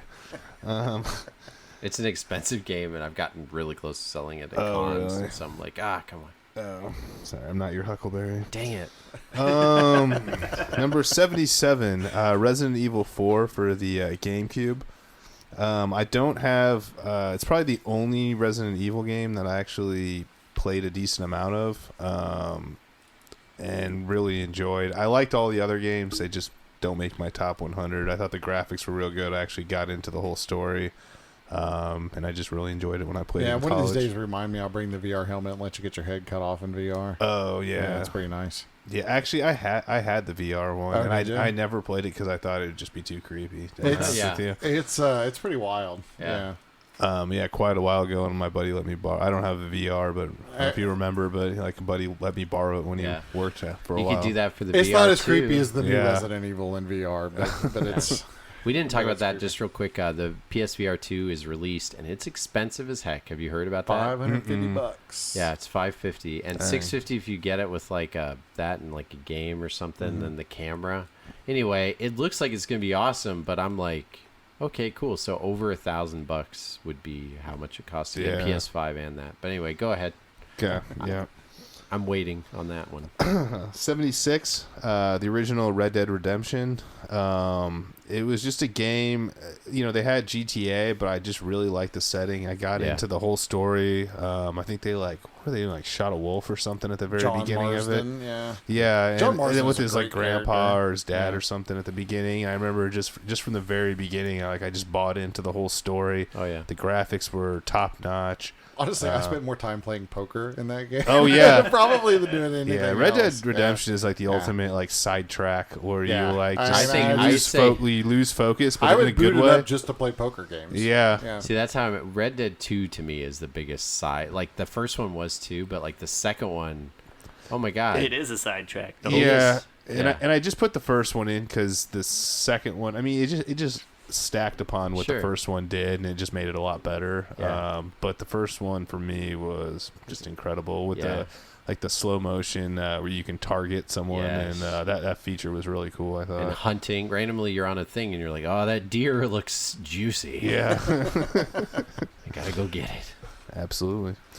All right, number 74, Tetris. Just on Game Boy. Classic, basic game. I don't even know if I need to really say much about this. But the real Tetris, the one where you can't just hold a block You heard that you the don't commercial want. earlier. Yeah. I'm assuming it's going to be on at least 3 of the 4 of our 100 lists. Yeah, It's so already been on yours? mine. It was like Oh, then it might be on all 4 of ours. it was number 99, I think, for me. Something okay. like that. Mine's going to be. Mine's Yeah. still yet to be revealed. But all right, and spoiler. this number 73 was talked about a little bit already today. OG Doom, the original Doom. So just a classic game, one of the first PC games I probably had. I think it was like Need for Speed in that game, I feel like. Nice. Number 72, Star Fox 64. Another classic game. I don't know. You had the side characters, Slippy, the whole crew. Falco, Fox. Falco always talking crap while you're trying to survive. Yeah. You did okay. Come on, Fox. Yeah. I could have done it without you. All right. Number when you save 'em. 71 is Mega Man 3. Yeah, I've got maybe another Mega Man on my list farther down, but I really enjoyed this one as a kid. I used to go over to a friend's house and play it all the time. They're all pretty similar, except for I think the first one's a little bit more rudimentary. Yeah, first one's a little janky. Yeah, but from then on, I think they're all really good. But I just played 3 a lot. Did 3 introduce, it was either the slide or Rush, right? 3 brought one of those first time. I thought 2 had the slide, but maybe No, not. 2 doesn't have a slide. 2. Maybe 2 plays like 1. It's just a little bit more refined, better, and then 2 also, when you get to the end of the game, has kind of the master level, and then like the Rush, extra yeah. boss, and mode. like the yellow devil, and all this kind of stuff. And 2 is so hard. It's a super difficult game. Yeah. 3, I think, is the slide. Okay. Yeah. I can't remember exactly. Yeah. but It's definitely. I played all of them, so I almost remember the slide in all of them pretty much, just because. It just, you associate it mentally with Mega Man. Yeah, fighting yeah. Because I personally had I didn't have 5, but I had 6 when I was a kid. I think I got like on a discount or something because nobody was buying it apparently. But all right, number 70, original Donkey Kong OG, mainly the arcade. Although I did play it on original Nintendo. Just one of those classic, probably the first arcade game I remember playing at Showbiz Pizza. which is now essentially Chuck E. Cheese. But another classic. Another arcade game right after that, the TMNT arcade. You could say on NES too, because I remember renting that a lot also. But playing it at the arcade, I was just a huge Turtles fan, and that was just one of those really fun games that you could play with all your friends at the same time. And there wasn't a ton of those types of games back then, at least at the arcades I went to. Number 68, Oregon Trail on the PC. Oh, that's a good one. So, yeah, that's probably with Doom, one of those first games that I played. You got to be the banker if you want to make it to Oregon. Well, I mean, you don't get as many points when you do actually make it, because it's easier. You always die if you're one of the other people. I used to always think that the carpenter was best because he was going to be like the handiest, so he could like fix axles and stuff like that. I don't know if it's true or not. Probably not. I don't have that technology, but mentally as a kid, I always thought like, this guy's going to protect us. Like he'll make sure we don't break any wagon Which wheels. one? The one on the floppy or the one on the hard disk? Man, originally I have no idea. I played on it was on a school. It was on a floppy. I think ours was too. There's two different ones. There's the one that you played on like the the big Apple 5-inch. and the small little Macintosh. This was like in third grade, Yeah. so it was probably 1989, 1990, I would say. So whenever that. Well, was, how about this? Was it in one color or did it have more than one color? I feel like it had one color. Dude, it was Was the- monochrome. I think when I thought played ours it was like originally. green and black or something. Yeah, okay. like Then that. you're saying the original one. Yeah. Yeah, When I mean, you're I played shooting- both, but are like you- later. Were you shooting and you like only had your gun was just one thing and the trees were all the same? Now in the sequel, there was a couple different types of trees and there was rocks. I don't know. I remember you could only aim like 4 directions. I mean, I'm pretty Just sure. 4? Then yeah, that was the first one you're talking about, the very first one. Yeah. That was the original one I played for sure. Yep. And both are amazing. I was just trying to see like, yeah, they're both great. I have the little handheld one, the Oregon Trail. I picked Do it you up want to pay too. the ferry or attempt to ford the river? Yeah. It's always a tough decision. Hire an Indian to ford across, right? Yeah, something like that. Yeah. Yeah. Do they still have that? I wonder if they do. Yeah. All right. Nobody's probably going to have this game on there. This is a nostalgia one. And for anyone who played it, they probably would agree. NHL 94 on Genesis. Oh, yeah. Yeah, this had the infamous triple deke in it, where you could pretty much score anytime you wanted to. We called it the triple deke, I think, because of the Mighty Ducks, but Yeah. I don't know if it was a real thing. But if you go left, right, left, you trick the goalie every single time. But it was just one of those classic games I played with my brother a lot as a kid, and really enjoyed it. Yeah. It's great. Number 66, Donkey Kong Country on Super Nintendo. This is the one that I invited myself over to my friend's house to play quite a bit. That and SimCity and King Griffey Jr. Baseball to do the home run derby. But Donkey Kong Country, I always thought just had the better graphics than anything I had on Genesis, because that's what I had when I was younger. And I just loved playing it. Number 65. This is what I would say would be the first babe I ever saw on a video game. And this would be Tomb Raider on PS1. Nowadays when you look at it, she's kind of blocky, but she was pretty hot back in the day. The actual. I mean, she's iconic. Yeah. But the gameplay was okay. I remember, but the graphics at the time were really good. Yeah. And nowadays you can't really tell, but back in the day I used to love playing it. And anyhow, that it wasn't maybe not the best game, I just have a lot of nostalgia for it. So. She's very shapely, and I mean that by this, like you can count the number of polygons. Yeah. I just remember the big rumor back then was the nude code and the nude patch. Oh, I didn't know about that. Yeah, well, it was. I didn't hear about it. Well, it was just like that was the big thing, and there was a way to do it. You had to put in, or you had to and it was going around like you had to put in this certain number code, and so of course it didn't exist. It had to be. Well, they did it. I mean, people, the PC nerds took care of that though when it got all released on PC. But like some official way to do it or whatever. Yeah. Or if you back against the wall and make the camera go across, like you can go through and see something. Yeah, no, it was hilarious what an adolescent boy would do for a look at a polygon or two. The second game, I think it was the second game, the developers took one of the more common codes, and they made it like an auto death. Like if you put in Oh, the yes. new code, No, you're and right. then you blow up. Yes. If you put it in the That's second funny. game. Yeah, it was in the second game. I remember that. I don't know. The first game I remember with Yeah. real actual naughtiness in it was Duke Nukem 3D. Oh yeah. Nice. Yeah. Yeah. I actually I told you before I prefer the gameplay.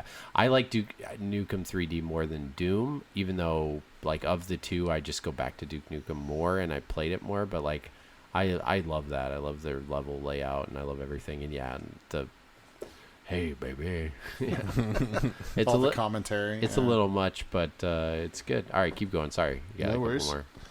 64, Breath of the Wild. I really enjoyed that game. The only reason why it's not higher is just because some of those open worlds, it's just not my favorite. Like I would say, I'm sure Adam would agree. No comment. yeah, I don't know. I like the game a lot. But I don't know. There was a few things that I could have done for me because I know it's a lot higher on other people's lists. But for You me, mean you don't like it's a climbing simulator? well, that's what I'm saying. Everything It's was not very even on far there. away and Yeah. it was a little bit slower. I mean, it's kind of the That's same what in I like a Red Dead described about it. Redemption It's and half also the game is a climbing simulator. yeah, that's part of the reason why. Yeah. Okay, I like how you had it for Nintendo, like the 64th pick. I liked how you did that instead of Zelda 64. That's all I'm saying. Okay, keep going. Sorry. Okay. 63, Super Mario RPG on Super Nintendo. It's a good pick. I don't really like a lot of RPG games, but this one, when I played as a kid, I really enjoyed. I didn't have it, but I used to go over to my friend's house and play it a bunch. And I have it now, and I went through and played through it. It's not very difficult. Yeah. So, number 62, Tecmo Super Bowl on original NES. Again, classic game. Score a touchdown. You see that like highlight of the guy spiking it. Yeah, I will have that on my list a little. Yeah, later, I but know. it's so Actually, when good. I put it on here, I thought maybe I should have it a little lower, but that's just where it fell. Yeah. And the most controversial one that on my list probably here is for how high it is, or for how like Hey, it's your list, man. it is, and it's Super Mario 64. For whatever reason, when that came out, I was kind of disappointed. Really? Yeah, Wow. because I was I've never heard that. Yeah, I was so. Same thing when I bought a Paper Mario on a similar scenario. It's because I was expecting, up until then, I was expecting the standard Mario game, and I was just disappointed. I remember renting it from Blockbuster and just being like, this isn't like on Super Nintendo or NES. And I just the 3D thing, like I just had, just as a younger person, I like playing it and everything, but it's just I didn't hold it up as high as a lot of people did. And yeah, I know I'm weird about it. No, it's fine. Yeah, No, you were. I just think it's funny because in my entire life, I was never hyped like I was for Mario 64. Really? See, yeah. I just like Everybody Super was, Mario man. World. I love Super Mario World Dude, 2, was, and I just thought it was just going to be a better graphic I would go to the version. grocery store, and if they had any article in any game magazine with any update on Mario 64, Yeah. I would buy it and I would read it like a dozen times. Yeah. I made a friend of a guy, and we both didn't like each other, but we both really were excited about this game coming out. We talked every day for like almost a year about this game, and like he was so into it and he was so whatever, and it's like we didn't really get along, but that was a way we like bonded, was just talking about 64, and we both were like, hey, yeah, did you hear about this? Did you hear about that? So like I hear what you like, it didn't, but for me it was like, oh, I didn't know about this. It like opened my eyes. It's like the first time you have I totally agree, but I desserts. got I that don't know. in the Ocarina of Time at the exact same, like probably right at the exact same time, and I remember playing the Ocarina like way more than. Okay, the so Super- this was a little bit after they released them. And some yeah, other it 3D wasn't stuff was out probably there. right when I had a hard time getting systems and yeah, because stuff. Ocarina came out. Yeah, Ocarina was like 2 years. Two was 2 years. years later. That's probably Yeah. about right. It was probably right around, or maybe I got after a year and a half, and I played Mario a 'cause little. Mario 64 is 96. I'm pretty sure Ocarina is 98. Yeah, because I played More than Mario 64. I played more Blitz. I played more GoldenEye. That's probably what I played the most. And then Ocarina. But yeah, good. That rounds out my 61 through 70. All right. Well, folks, we are so long for time. We are going to skip our handheld holla. But I will say we are going to have a book club, but we are only going to have one book club pick to kind of help us on time next time for our next episode. So next episode, we had a listener pick was selected from the randomizer, and it was, I want to make sure I give credit to the guy who did it. It's from Dan. Dan, you've been waiting, it looks like a little over 2 years. Your book club pick of Incredible Crisis for the PS1 is going to be our book club pick for episode 69. Nine. Oh, okay. We're Nice. Hey-o. we're gonna have a really special episode next time, so be prepared for that. We're gonna talk about.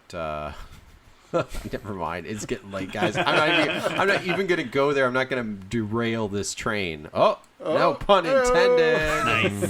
But anyway, we better get going. It is late. I got to get home. I'm running out of energy here.